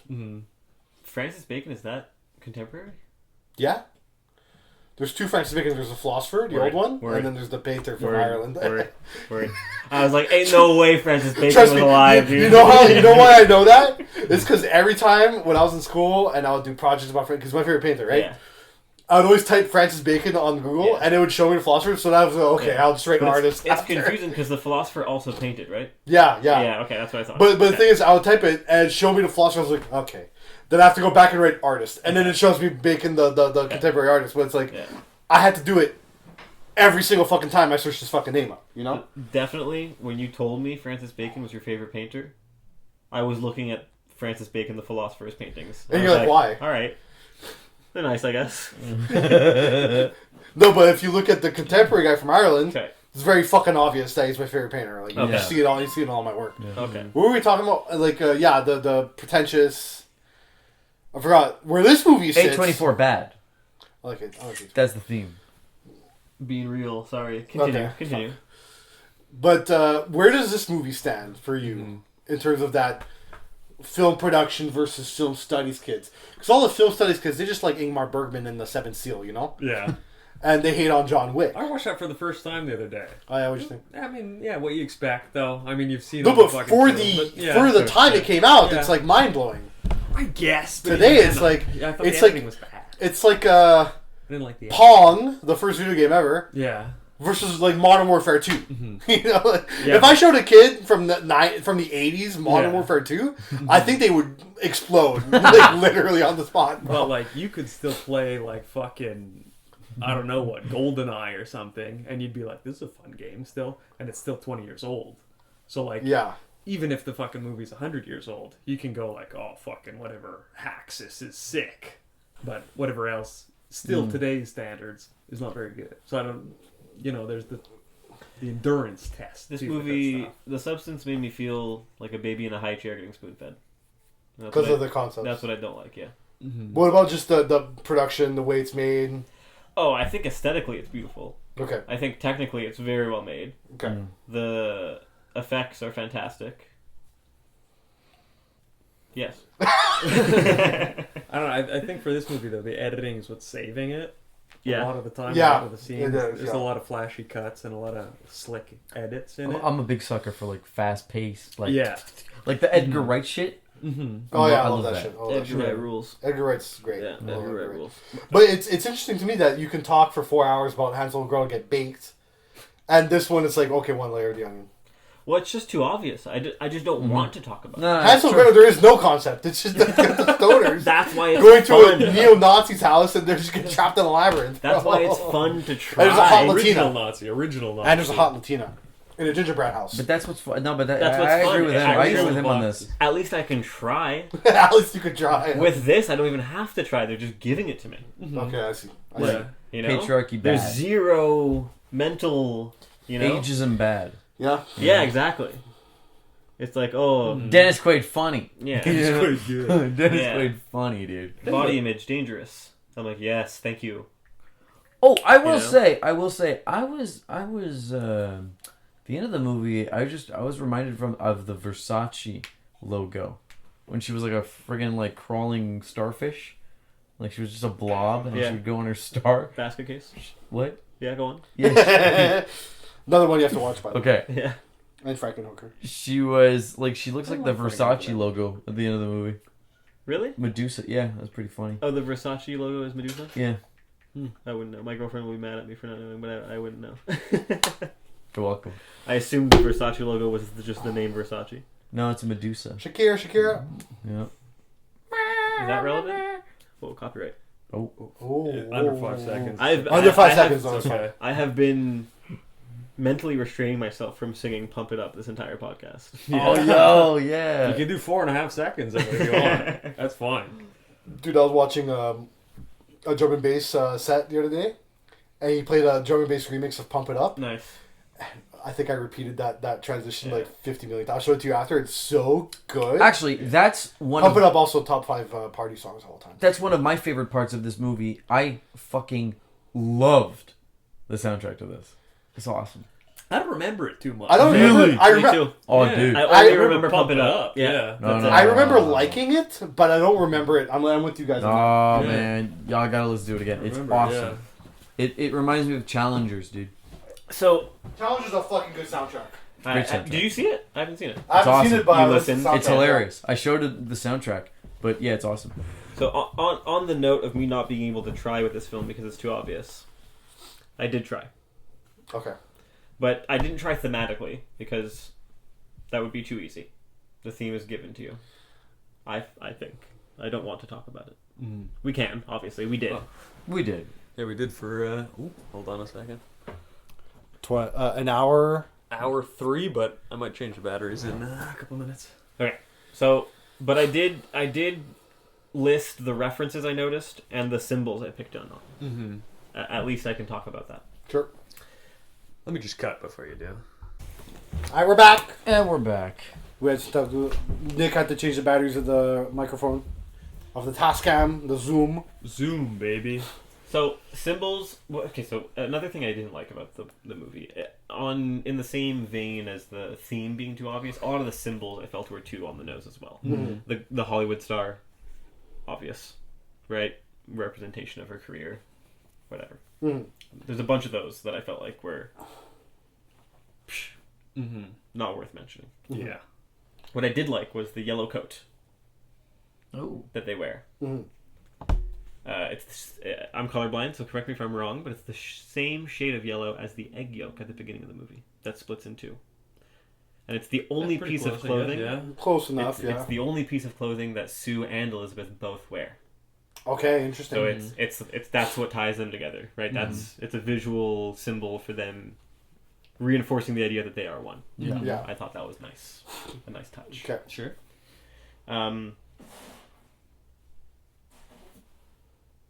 I wrote the words plastic surgery thinking I would know what that means. I don't. Okay. I don't remember what I Yeah. meant by that. So I'll move on. References. Black Swan. Of course. Yeah. Just the progression of the protagonist is very similar to the... Another great movie about these themes. Yeah, another Aronofsky. Mm-hmm. Yeah. Kubrick, we got the carpet in the hallway, reminiscent of the Overlook Hotel. Yeah. And I think it plays into... I think the bathroom, too, Yeah. is very similar Yes. to the bathroom in the Overlook Yes. Hotel. Oh, yeah. And Dennis Quaid, the way they film him is very similar to the way they film Jack, yeah. Jack. So I think they're... Oh, you think they I don't know filmed about Jack? Yeah. I'm thinking more the bartender. No, there's a scene in The Shining where he's in the bathroom. No, I know It's he's just in the like that. bathroom, but like, Just the close-up on his face and he looks fucking weird. okay. It's a little too wide angle. Maybe, Yeah, in I'm this reaching a one. bit. Maybe, yeah. But I think... The bathroom and hallway are like one for Yes. one. Yeah. And I think there might be more than just a subtle reference. I think it's also, right, implying that Hollywood studios are like the Overlook Hotel, where you spend so much time and then they Okay. make you insane. Yeah. Yeah, sure. You know, something like that. Videodrome, the lips on the TV. Close-up of Margaret Qualley's lips on the TV. They do that a few times. That was definitely a Videodrome reference. Alien. Which one? Well, so in the original, the face hugger plants an egg and then the alien comes out of your chest, right? But in Covenant, they come out your back. Oh, I don't remember that. They rip out the spine in Okay. a very similar way. Mm-hmm. Possible. Yeah. Yeah. The Fly, Yeah. for obvious reasons, but also when Dennis Quaid is eating the shrimps, that scene closes with like a close-up of a fly in his wine glass. Oh, okay. Oh, there you And go. that was, Yeah. I felt like a very obvious nod to the Fly. Carrie, Yeah, The that blood- was Yeah, that so one obvious. right? obvious, The bloodbath on Yeah. stage. Yeah. Reanimator. Ooh. Never seen that. The substance, the green goop, Yeah. it's the same as in Reanimator. Oh, is it? Okay. Basket Case, Yeah. the monster at the end reminded me a lot of Basket Of the course, design. yeah. It's also very Cronenberg, but Yeah. the face on the star Mhm. at the end was very Basket Yeah. Case to me. I didn't think of it until you said it after our first impressions. Like, I was Yeah. like, oh, fuck, it's just fully basket Yeah. case. It's just fully basket case. And my last one was 2001: A Space Odyssey. When Sue is splitting from Liz, and you get a lot of Requiem for a Dream references with the eyeballs, and you get a lot of like close-ups of the body horror stuff, but it's cut with a lot of visuals that are very similar to the black hole transition in 2001: A Space Odyssey, Oh, yeah. Like the colors and stuff like that, yeah. which I think is also a symbol for like birth and rebirth, Yeah. which fits very well. There's a psycho shower scene, too. Yeah, Yeah, a little bit. Yeah. Go on the fucking, whatever, the nozzle, the hose, her eye, Yeah, or thing. She definitely. falls over. It's a close. Yeah. That's one thing, though, with the movie, though. Maybe, I don't know if it's because it's too referential like that. There's other movies that are very referential, and they work fine together. Like, there's a flow to it. I found this movie didn't have too much of a flow in the cinematography from, like, not even scene to scene, but almost from, like, shot to shot, where, like, some would be these, like, beautifully composed and, like, artfully done. You know, you got, like, slow movement and it's done properly, and then some would be just, like, a Dutch angle with like a super wide lens doing something fucking stupid, and you're like, this is a music video of like Jamiroquai or something. You know, like Incubus music video. yeah, like it was going, what the fuck? Like one is super good and one is super cheesy, and then back and forth. But then that might have been too because I didn't know what the third act was. Right. That it gets so campy and goofy. Yeah. So like maybe like you're Yeah. saying, if you know Yeah. that third act is coming, you can go, oh yeah, it's fun. You know, fucking Yeah. let's go Dutch, let's go stupid and do stuff. But yeah. other than that, I think it was good. I appreciate the effort to subvert expectations, but I think marketing more of the camp would have been beneficial as well. Mm-hmm. I think, at least for my enjoyment and my appreciation. I don't think so of the because the camp was such a shock to me. Yeah. Like once we started getting into the campy shit, I was like, "Are you fucking kidding me?" Like, and I was like, "Fuck, Lee's gonna love this shit, bro." I did, yeah. Yeah. I did. I was like, "Bro, like, they just ruined the movie." Like, but the thing is, like, I was not expecting it at all. You know? Yeah. Mm-hmm. Yeah. I didn't jot it down because I didn't think of it. I didn't notice it because I've never seen the original movie, but apparently there's a few references to Vertigo as well, the Hitchcock film. Oh my god! Last time I watched Vertigo was so. I was in high school last time I saw Vertigo. I saw when the monster shoves the earring into its skin.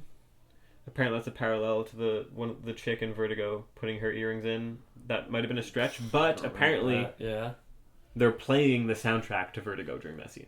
Oh, really? Oh, are they? I think that's what cements Okay. the reference in. Apparently they're explicitly playing. I don't remember that being a big part in Vertigo. So I don't know. I haven't don't seen remember. Yeah. I didn't recognize the score. Kind of overrated a bit too. But yeah, that's. I always thought North by Northwest was a better movie. Where's the other one? Rebecca? I think Rebecca. There's I think Rear Window genuinely is but the even- only Hitchcock I've seen. Oh yeah. Yeah. That's a good one I, too. I don't know. I find it kind of like he's doing two fucking. Okay, now I'm gonna do a movie in one take. Okay, now I'm gonna do a movie in an apartment. Now I'm gonna do a movie in a boat. Like there were two fucking. Yeah, but I mean Hitchcock's like that. You know, Conceptual. Hitchcock is like that. It's like Hitchcock's not really that interesting of a filmmaker. I like in my Rear opinion. Window. Yeah, Rear Window was fun. Rear Window's yeah, fun. But it's almost like, oh, I'm challenging myself to do a movie in an apartment. Now I'm challenging myself to do a movie in a dinghy boat. They're like, however, like Yeah, it's more the exercise than the outcome. Vertigo's less like that though. I Yeah, find. Vertigo's fun. I know about Well, Psycho isn't like that either, right? No. No. Even Same with the Psycho. birds. Yeah, but those like I find them kind of lazy though too in like camera movement and cinematography. For Sure. something like fucking No. Psycho, you know, just three shots back and forth for 6 minutes. Mm-hmm. Yeah. Yeah. Nice. So does anyone have anything else to say?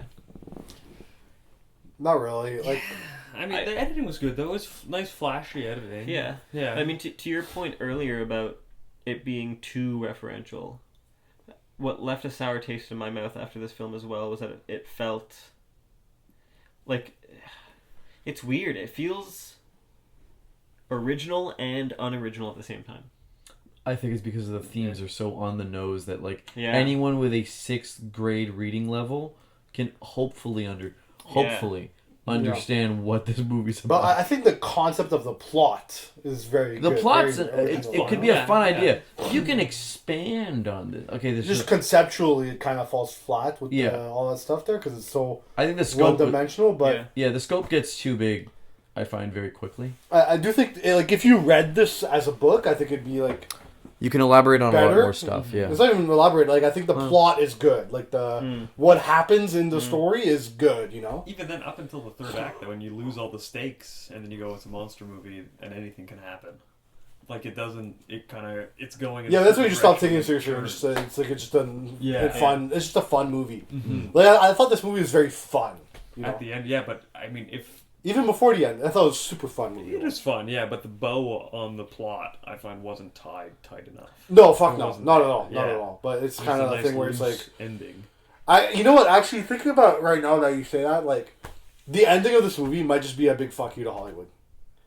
It's like they made this serious movie where it's like taken seriously, it's not goofy at all, or goofy kind of a little bit. Fun, yeah. And then at fun. the end, they're just like shooting blood everywhere, and you're like, you know what? Fuck you. Yeah. Fuck this Hollywood pristine shit. We're just gonna be like, hey, you guys, and just have the fucking hose. Yeah. And harakiri that shit, and just kind of spray the walls, and just totally sabotage like it's like the third act is sabotaging the whole movie on purpose. Yeah. Like they're trying to sabotage the whole. Like, you know, I think that might be a deeper theme too, I like that. because it's the whole commentary of the movie is about Hollywood and this vanity and this kind of like gender complex within Hollywood. Yeah. But then the other movie's like, you know what? It's stupid. You're all stupid. Hollywood's stupid. We're gonna sabotage this blockbuster movie with this super goofy ending. It's like the ending of Monty Python and the Quest for Holy Grail. They just all just get Yeah. arrested. Yeah. It's that kind of thing, you know. I mean, that's a fantastic ending. That's though. one. Of, That that's a top 5 rules, movie dude. ending of all time. Yeah. But to his point, the feeling inside of me when that happened versus when this happened in Substance is very similar. It's very similar, yeah. That's a good point. The elongation of it, though, that it has to be a full. You know, 20. I think that logic I just minutes. thought in my head right now It was not is bad, saving that the one. movie for me big time right now. Like, I do like the first 2 acts of this movie, but I hated the third act. But this, looking at the third act as like a big fuck you Yeah. to the movie itself I and don't to the think- audience, I don't think the director was doing that. I don't think. I still think they are. And I'll tell you why. Talk to me. I feel Wrong movie, dude. I feel You like did that already. I feel like the director, and I'm gonna be honest, even the actors, I feel like they're kind of self-aware of like, oh yeah, this is gonna hit it big on TikTok, and we're gonna get famous off this movie. Like, I get this sense. I really enjoyed it, but when I was watching this movie, I got this immediate sense of like, oh yeah, this is gonna be edited for. But how does that negate what I was just saying? It plays into the vanity. It plays into the whole like. The ending does? No, The the TikTok does. I'm stuck on this because like the fact that we have these movies now that just can't really finish a plot, and they're just like, oh, we're just gonna do a big fuck you to Hollywood or a big fuck you to the industry or to the audience. I feel like that's lazy. Easy way out. It's the easy way out. It's the easy way out, but also it's like, It's only works. should it have to be a hard way out? To say Here, fuck here. to the You want to industry? know what the difference is between Monty Python and this? What? The difference is that Monty Python established the fact that it's absurdist, goofy, and stupid from the get-go. So anything could 15 happen. seconds into the movie. 15 Yeah, seconds yeah. in. Not an hour. But I think the fact that this movie doesn't do that makes that ending hit so much harder. I hate the ending. Yeah, I didn't find it hit though. The ending was stupid. Well, love no, the the ending didn't hit, but the transition from serious movie to goofy ass movie hit. No. Like, it was very jarring to me. no. Like, I wasn't expecting. That jarring means didn't hit. I That disagree. doesn't mean it Or hit. just That means it hits The hard. the fluidity of it, it didn't flow If correctly. if it's not jarring and I'm just like, oh, okay, that makes sense, then that doesn't hit. To me, like, I watched the first 2 acts, like, this is good, but I was expecting more. Mm-hmm. And then the third act happened, and I was like, hell yeah, dude. Yeah. This is awesome. Mm-hmm. This is so much better. I wish more of this was in the movie. Like, But then thinking about it, I'm realizing that more of that was in the movie. I just wasn't picking up on it Yeah. because I was expecting Well, a serious movie. When Demi Moore was becoming like a witch, that was pretty lit. yeah, but I didn't think it was going to Yeah. turn into this like thing where she's walking down the hallway spraying with a hose, blood everywhere, Yeah. like a Japanese horror movie. Like, I wasn't, Yeah. and her coming up stage like to talking and as the monster expecting everyone to like her. Yeah, but I mean, yeah, like reality Oh. kind of changed. I Yeah, think, that just clicked. Okay, That just clicked. That just fucking clicked. That no, because that is something I wanted to write. I wrote it down, and I just forgot to say this earlier. So sorry. The fact that people were laughing in the theaters when we went, to me, I was like, these are the same people that would write "stunning and brave" on like people's fucking Instagram posts. You know what I mean? Yeah. No. Okay, so like, you know when Like, they have like live, laugh, love on there in the bathroom. You know? No. You know when you like see this paraplegic, like anyone who's like on a wheelchair, like a child, like a girl or a guy who's like in a wheelchair and he hangs out with the Montreal Canadiens, and like What are you talking? where are you going with Go ahead, give me a minute. Okay, like Or no, I know what I was trying to say. It's like when you go on Instagram, right, and you see an ugly ass bitch posting something, bro, and she's like Yeah, she's ugly. ugly as can be, you know, like Yeah. really ugly. she has like but all her best friends that are super hot Stunning are and commenting, brave. be like, so gorgeous, so courageous. It's like, yeah. Okay. And the this plays fuck up. into, and this plays into the idea that like women hate women, Yeah. or whatever. Right. Because when we were at the theaters, I'm sorry, no one was like disgusted. Everyone was just laughing. Everyone was having it was just a good it was time. pure comedy. And that I think was the real. It wasn't a fuck you to Hollywood. I think it was more like a. It's only you are all performative. Everyone is just Sure. The whole like wow, everyone's pretty. Not everyone's pretty. I'm fucking sorry. Not everyone's pretty. You know what I mean? Like, let's be honest here. But we know the monster at the end's not pretty. But. I don't know. Okay. I think there's beauty in ugliness. No, but yes. No, but the monster at the end's not hot there. I wouldn't fuck it, but it's, Okay. it's beautiful in its own way. No, but the point. No, what I'm trying to get at is I fuck it. I fuck the monster. what I'm trying to get at. What I'm trying to get at is this idea that, like, you know, we put these people on a pedestal, lying to them in our world. Right. But in a movie, it's okay. I'm gonna laugh at that because that's funny, and I don't have any repercussions. Laughing at someone who's not conventionally attractive on stage. Well, I don't think that's why they're laughing. I think they're laughing because they're being subverted. Their expectations are subverted. The movie's been switched on its head, and the monster's doing shit that's funny. She's spraying blood into the thing. It's hilarious. Yeah, but then she starts talking, and it's like, you know, it's complete gibberish, and I feel like it's really, like, I don't really know what type of message it wants to give. I don't really know if it's about fuck you Hollywood. I think it's more about this whole idea of, like, fuck you to performative love, care, and attention given to people who, honestly... Which is all of Hollywood, basically. But, yeah, no, but it sure. Yes. Yes. But what I'm trying to say is that it's not just a fuck you to Hollywood. It's a fuck you to the movie itself. I hate that. To me, it I like felt that. like this whole movie was about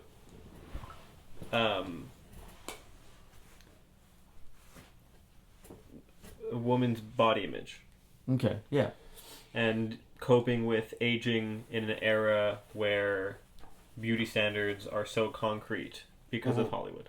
And what the third act does, instead of taking it seriously and saying, guys, this is really fucked up, we should change this, it's saying, we have known about this shit for so long and still no one does anything about it, and it has become so concrete that it is now absurd. Let's all just laugh about it. Yeah. But I mean, if you're following like the reality of the film and you're like sitting in the theater to see a story told to you, Yeah. and then it's like, okay, we have one narrator for 2/3 of it, and then a jester comes out, and you go, oh, well, I was kind of into the other Yeah, two parts. that was my thing. It's kind of like if you're listening to the story as like the viewer, it kind of takes you on a Yeah. turn where you don't really want to go, maybe. And not only that, and Not everyone wants to go. and not only that, it's like the whole, like, hey, you know, we've known this for a while. We should, you know, maybe look inward and say, hey, maybe this is bad.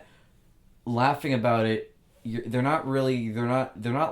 can't laugh about it when, like, people are it's so ingrained in. But that's the thing. Like it's not saying like Because this you know is who bad, can- this is dangerous. It's saying this is fucking stupid. How are we so dumb to fall for it? Because And you gotta some laugh people, at it. It's so Exactly, stupid. yeah. and I'll tell you why. Because some people, at the end of the day, are prettier than others, and that's why it'll never change. Because this is what happens. There will always be people who are prettier, younger, better than you, better looking. Womp womp, die. Yeah. That's Funny. the thesis. That's not very funny. I think it's hilarious, actually. I mean, Womp Womp Die was pretty good. I like the Womp Womp Die. Look, I find that, you know, But that's what I think this movie does. The one thing this movie does that's unique yeah, okay. is say that this isn't bad or dangerous. It's funny and pathetic. Yeah. And I think the ending is the way that's delivered. Yeah. You know? But the issue is that who's dying? The ugly person, not the good-looking one. No, the good look. Both Yeah, of but them she look kills like- herself. No, but okay. But the thing is that who kills themselves? The ugly one. Yeah. It's not the young one. It's not the old, mature, good-looking one. It's the ugly one that kills themselves. You know what I mean? Yeah. It's this idea again that But we've reached a point in society where we should be self-aware enough to realize that these beauty standards are dangerous. And everyone does realize it. And yet we still partake in them. And that's why the ugly girl killing herself is funny. Yeah. interesting. And even the others, like Elizabeth Sparkle kills herself in a way. Yeah. Sue kills herself in a way. Like the ugly girl at the end is killing the show by showing up and kind of ruining it for everyone. So for me, that just makes it all the better, you know. But you can have like And the ending itself is killing the movie because it's not giving anyone the ending that they actually want, and that they thought was going to happen, and it's not giving you a proper conclusion to like a concrete conclusion, like a typical conclusion of what this movie would have given. You know what? Written by someone else. Here's how I would have rewritten this movie. You have two versions of the movie playing at the exact same time in movie theaters. One, Sue kills Liz. The other one, Liz kills Sue. And there's consequences that ensue for the both of them. On two separate movies of the same movie. Yes, but that wouldn't offer the commentary about how stupid Hollywood is. But who gives a shit about that commentary? I want the commentary to Nick's point. Wait a minute, I was interested in that. What the fuck are we doing now? Yeah, because I think what we're saying here is that, like, it's the tonal shift. It's a wicked tonal shift Yeah, for no But reason. that's exactly why it proves my point. But- it's such a wicked tonal shift that no one likes. Yeah. That says fuck being you. contrarian, but being contrarian for the sake of like getting your But hold hits up. on TikTok is annoying. But hold up, we're Not for the saying, sake of getting TikTok. we're I'm saying saying- it's to subvert the Yeah. ideas of the movie. but we're saying no one liked it. But obviously people love it. 'Cause Yeah. this movie is huge. Yeah. I'm saying it's not what they expected. That's what I'm saying. You can have tonal shifts in a movie where, like, it completely changes course. Mm-hmm. But reality still stays cemented in, like, the same worldview of the film. Like, here, when Yeah. the tone shifts, it's a different The whole world changes. Yeah. Hence, it's a fuck you to the viewer and to Hollywood Yeah, but That- I mean, by doing the opposite of what they want you to do. Yeah, but of what you want to them to do. what end? What's the point? The point is to laugh about it and be like, okay, what the fuck just Well, happened here? I feel like you're contradicting yourself a little because How?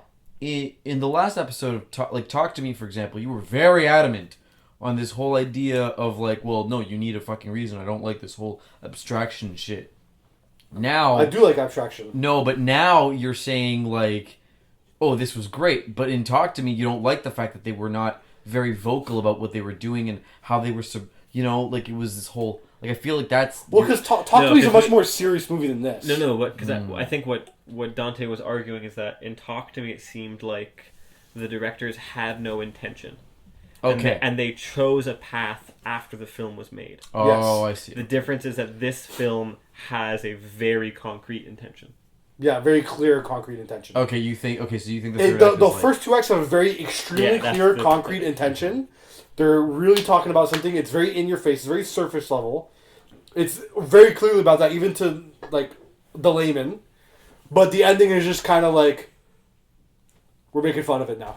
But that doesn't seem like cheap to you, though? Yeah. To, like, just go, okay, we're gonna fucking throw it in How your many face movies do differently. that?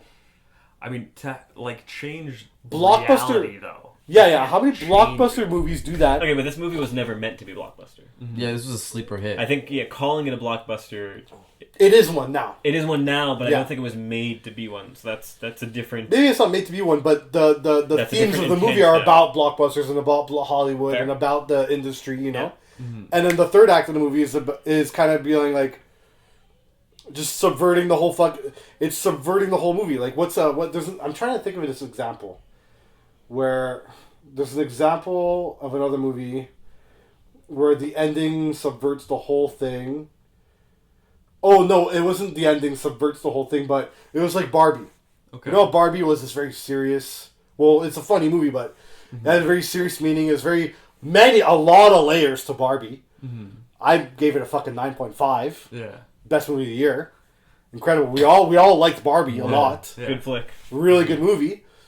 And Barbie had this super profound ending where Barbie is talking to the girl that invented Barbie and they're kind of in this limbo white space. And a very, very deep and meaningful conversation. And it's And then Shinji shows it's up. fucking serious. Like, it's like, if you're a woman, like, I'm not a woman, so I can't speak to the experience of a woman.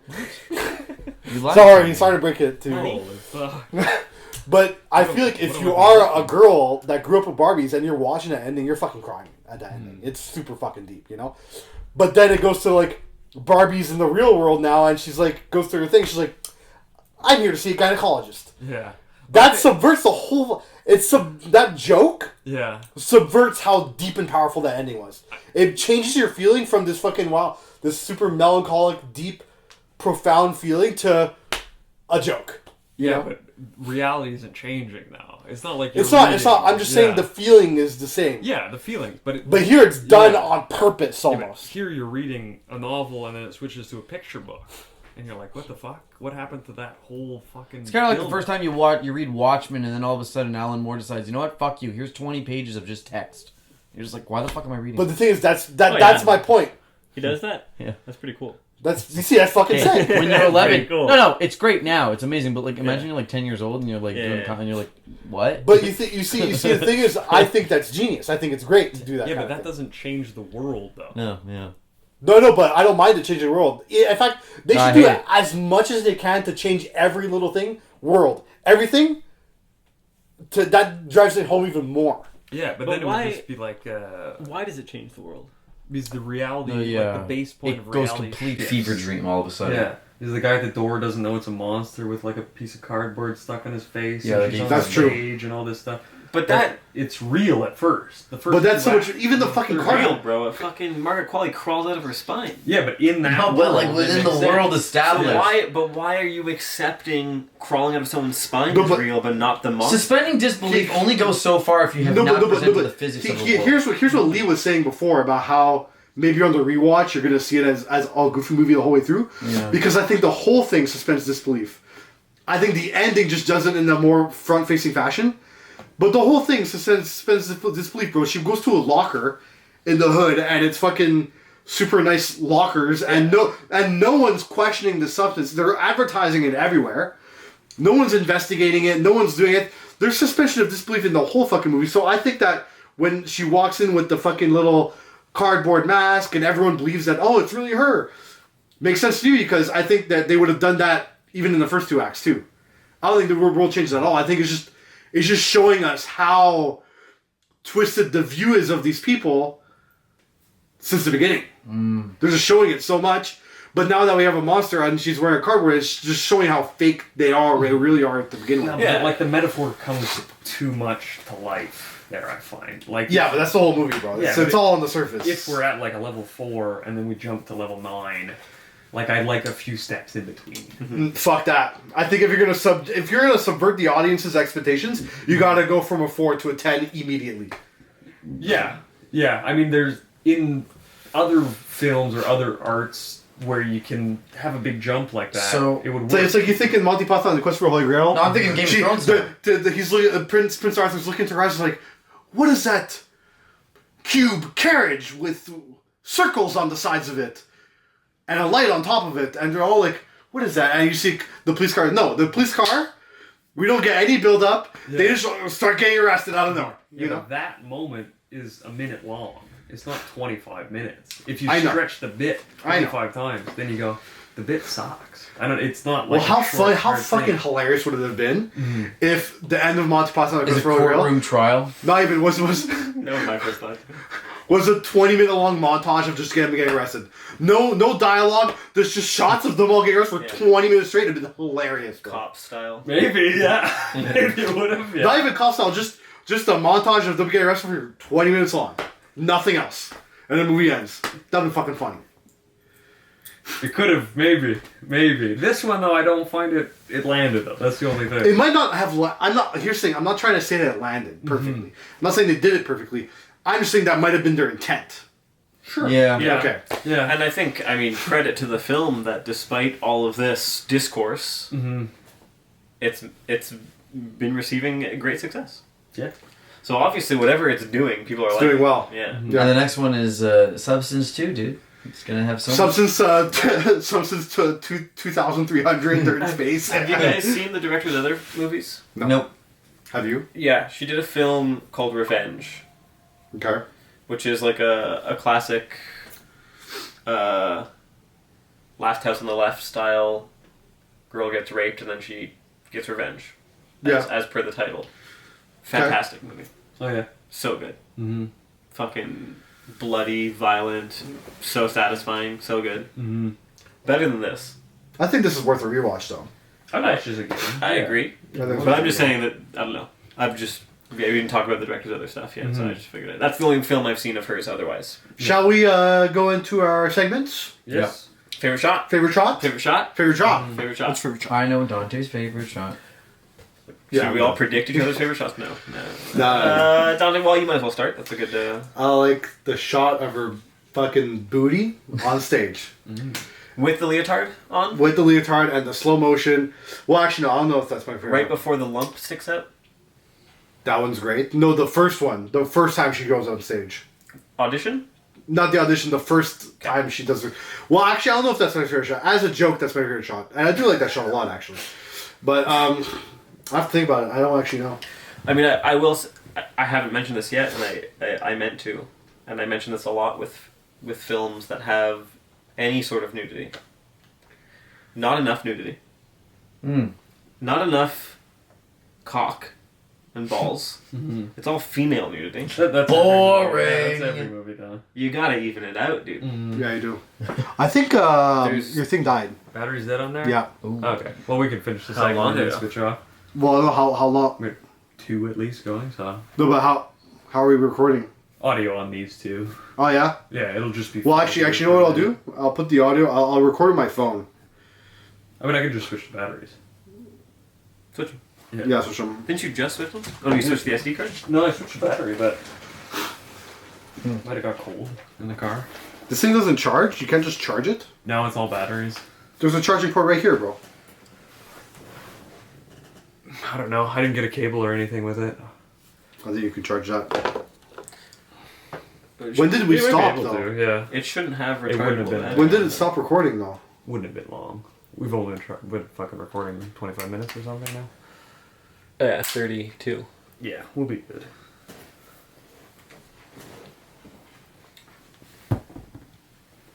You can keep going, Lily. It's the sound slide on these fucking things. I normally do a mix anyways.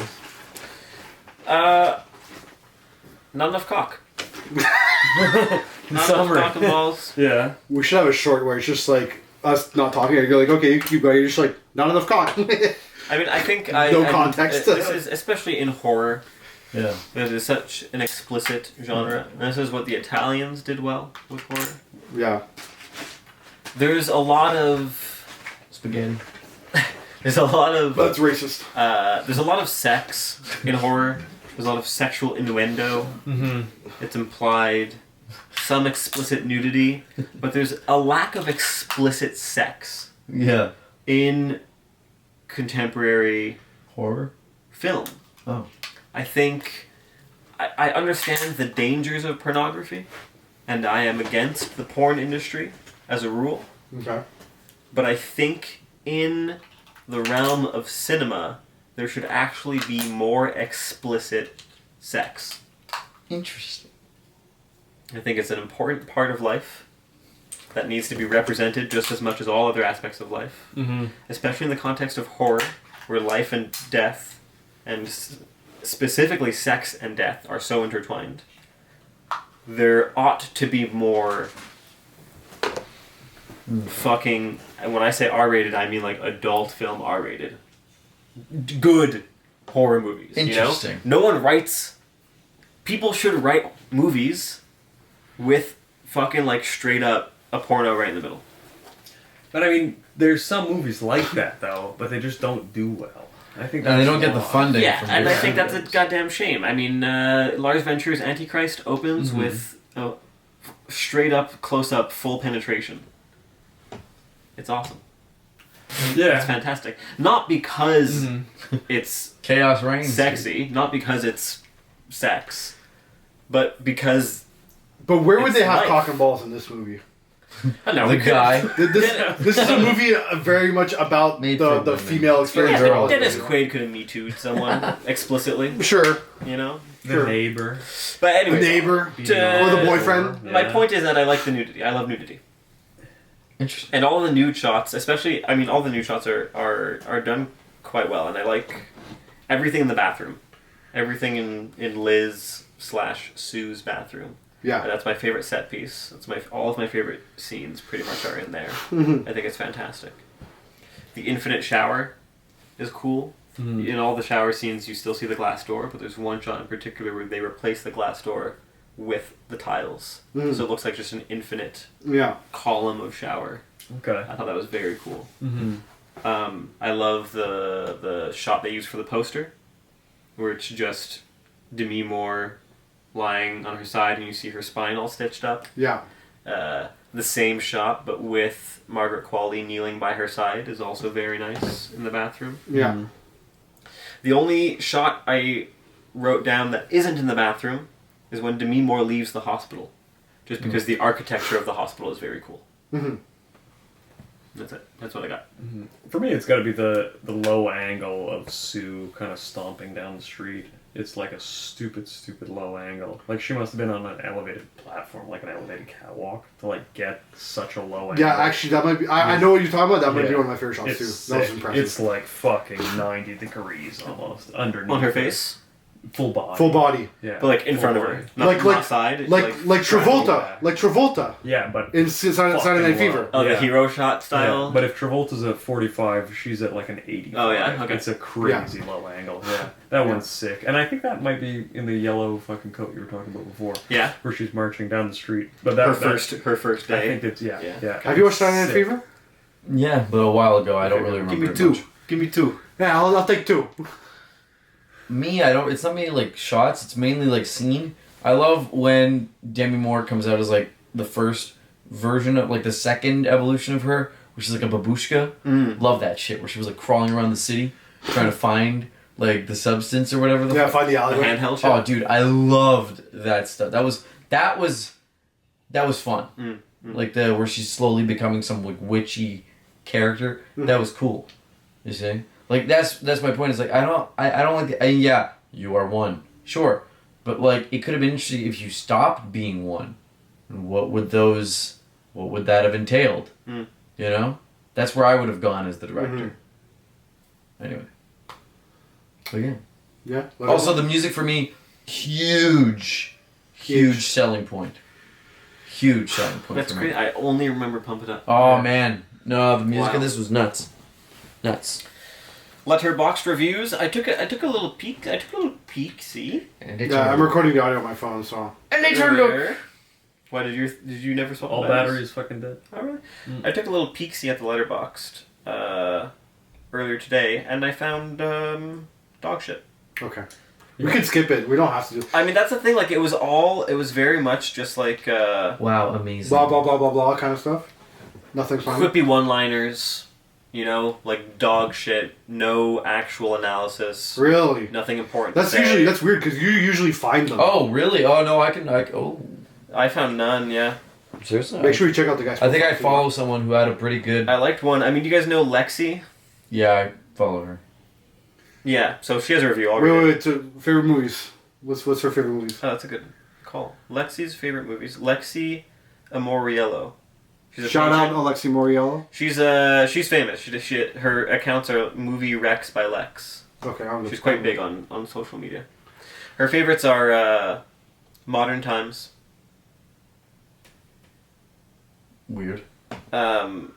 It's Such a Beautiful Day. Okay. Ikaru. Okay. And the Before collection. Interesting. The Before trilogy. Glad. Even then. You can list all three as your favorite. What does she have to Ikaru. say about this fucking movie? Yeah, Okay, here's one. ain't even that good. Well, I haven't read hers yet. Yeah.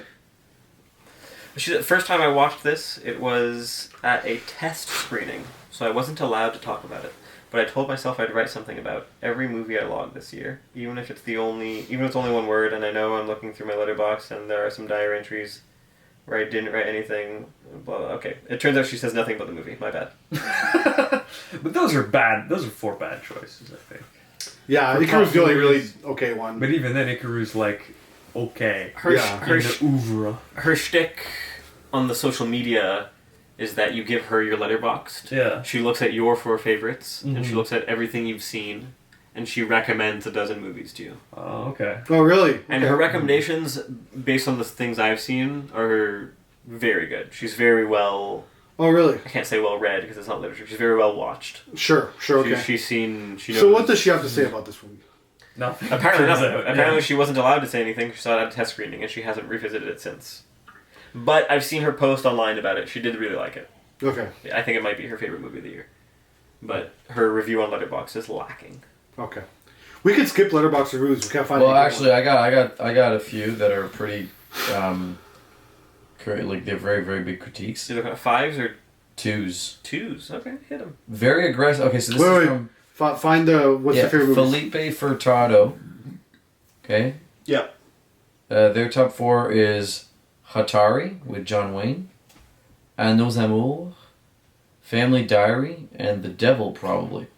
I barely know any of these. I don't know any of them. Yeah, me sounds neither. bad. Julia. So, very aggressive and upfront. A movie to be consumed, broken down into GIFs and social media threads, and the occasional think piece. Pretty much every criticism of it is built in and commented by the movie itself. It both needs the critical machinery to exist and renders it meaningless. The excess is so much the message that one might claim the lack of scale is intentional, despite it being a very long, counterproductive 141 minutes. This kind of a blunt fable-like horror operates without any interest in specifics. It hardly holds as a narrative, which makes the decision to hit each point multiple times oddly. Blah blah blah blah blah blah blah. The substance hardly moves beyond its safer surfaces, which is well represented by Quaid's performance, a fine cartoon with no edge to it. Upscale horror has a hard time really hitting the more abrasive notes of its role models because it has done its own deal with the devil and can't really hit the grisly punk surfaces to sustain its aggression, so it feels like a lot of posturing without enough meat. Basically, the guy doesn't like it because it's not edgy enough for him. I mean, I kind of agree with everything he's Yeah, saying, it though. seems like it makes sense. Yeah, I get it. Oh, here's one. Yeah, Here's one. Yeah, no, Bad. he's being super pretentious. I like the makeup effects and all the blood, but even then it is far too focused on its self-hatred. And, as an example of, because she's European, Europeans think USA is just a barbaric land cinema, this is fun in spots. Honestly, it just looks like shit too much for me to get to something to be invested in, but the anxiety does linger some. A lousy movie that points out a lot of what feels off about current cinema, highbrow and lowbrow alike, but there are moments when it suggests that there is some vitality underneath all the glossy surface. That guy's a horrible writer. Yeah, it takes you out of Well, it. clearly the guy I don't think is English. Oh, okay, yeah, English, okay. Yeah, I mean, the when- points are fine. the points yeah, are it's fine, kinda yeah. what we talked about. Yeah, they're all... honestly, everyone who hates the movie is pretty much on the same wavelength. But that's what I mean about this movie being too obvious. Yeah. Is It's that either you like it or you don't. No one has anything original to say about this film because the film itself has nothing original to say. We have something original to say about it. That the third act subverts the whole fucking movie, and it's like, fuck you to Hollywood. I think that if that is the intention, it saves the movie for me a bit. All right, so what's your rating then? Are we doing that now? Yeah, no, fuck Letterboxd. I'm over it. Yeah, I'm over Letterboxd. Letterboxd. My rating? What did I give it? I don't remember. What am I rating this movie? I'm just for context. Our rating system, a 5 is average.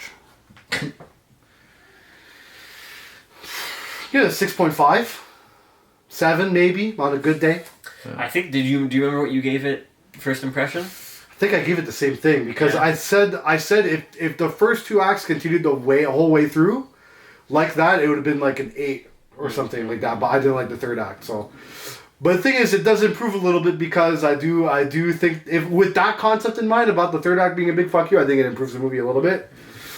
But it's a good movie. I mean, like we said, like you watch it and you go, "Ooh, this is my first reaction." Then you think about it for 2 weeks and you go, "Oh well, nothing's changed. There's nothing else there." So I mean, I'm giving it the same as what you gave 6, Yeah. 6, 6.5. 7, I guess- something like that. Yeah, it's fun enough, but I mean, there's nothing there. I gave it a 3 on 5 on my letterbox. I'm giving it 6. 6 because, and again, everything, it's super well made. Cinematography's nice. The actors are very good, I will say. Both of them do a really great job with the script. But it's very surface level. Yeah, a 6. 6. Whoa! I mean, I was gonna say for maybe the most we've disagreed about the film itself.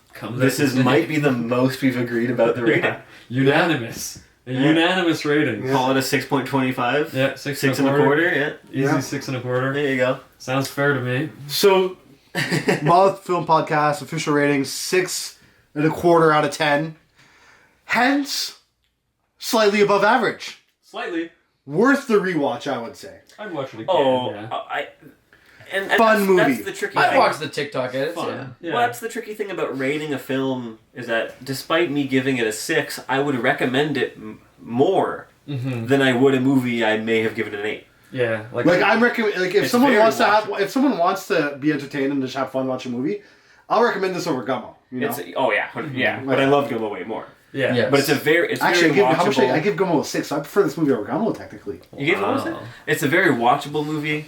I think it's a very good introduction to body horror. Yeah, Yeah. for sure. It's a very 100%, good. yeah. And if you like it, then I have maybe 12 other movies to recommend for Yeah. you. But You know, I I think th- everyone should watch I it. think if you put it that way as an introduction to body horror, something easy and just fun, I think it upgrades to a 7.5 for me actually. Alright, well, But too late now. too late. It's Too too late. late.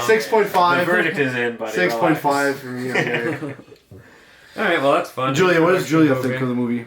Julia loved it. Julia gave it a 10, bro. Yeah. The Substance.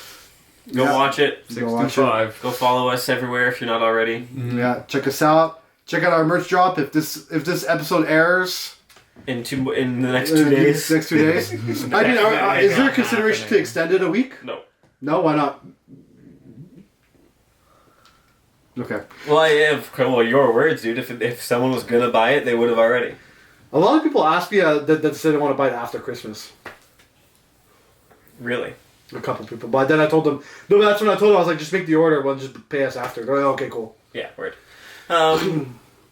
Thanks for being here. Thanks for watching. Thanks for engaging with us. Yeah. I hope you watched the film. If you didn't watch the film already, watch it. If you haven't seen a film lately, watch a film. Watch movies. Just watch Yeah. movies. Watch movies. Watch us, but more importantly, watch movies. And if you miss this merch run, we'll have one out soon enough. So Yeah. New hot Yeah. shit. new hot shit, and that's Coming it. at you, baby. Like Lee said, follow us everywhere. Monolith Film Podcast. Peace. Ciao, dogs.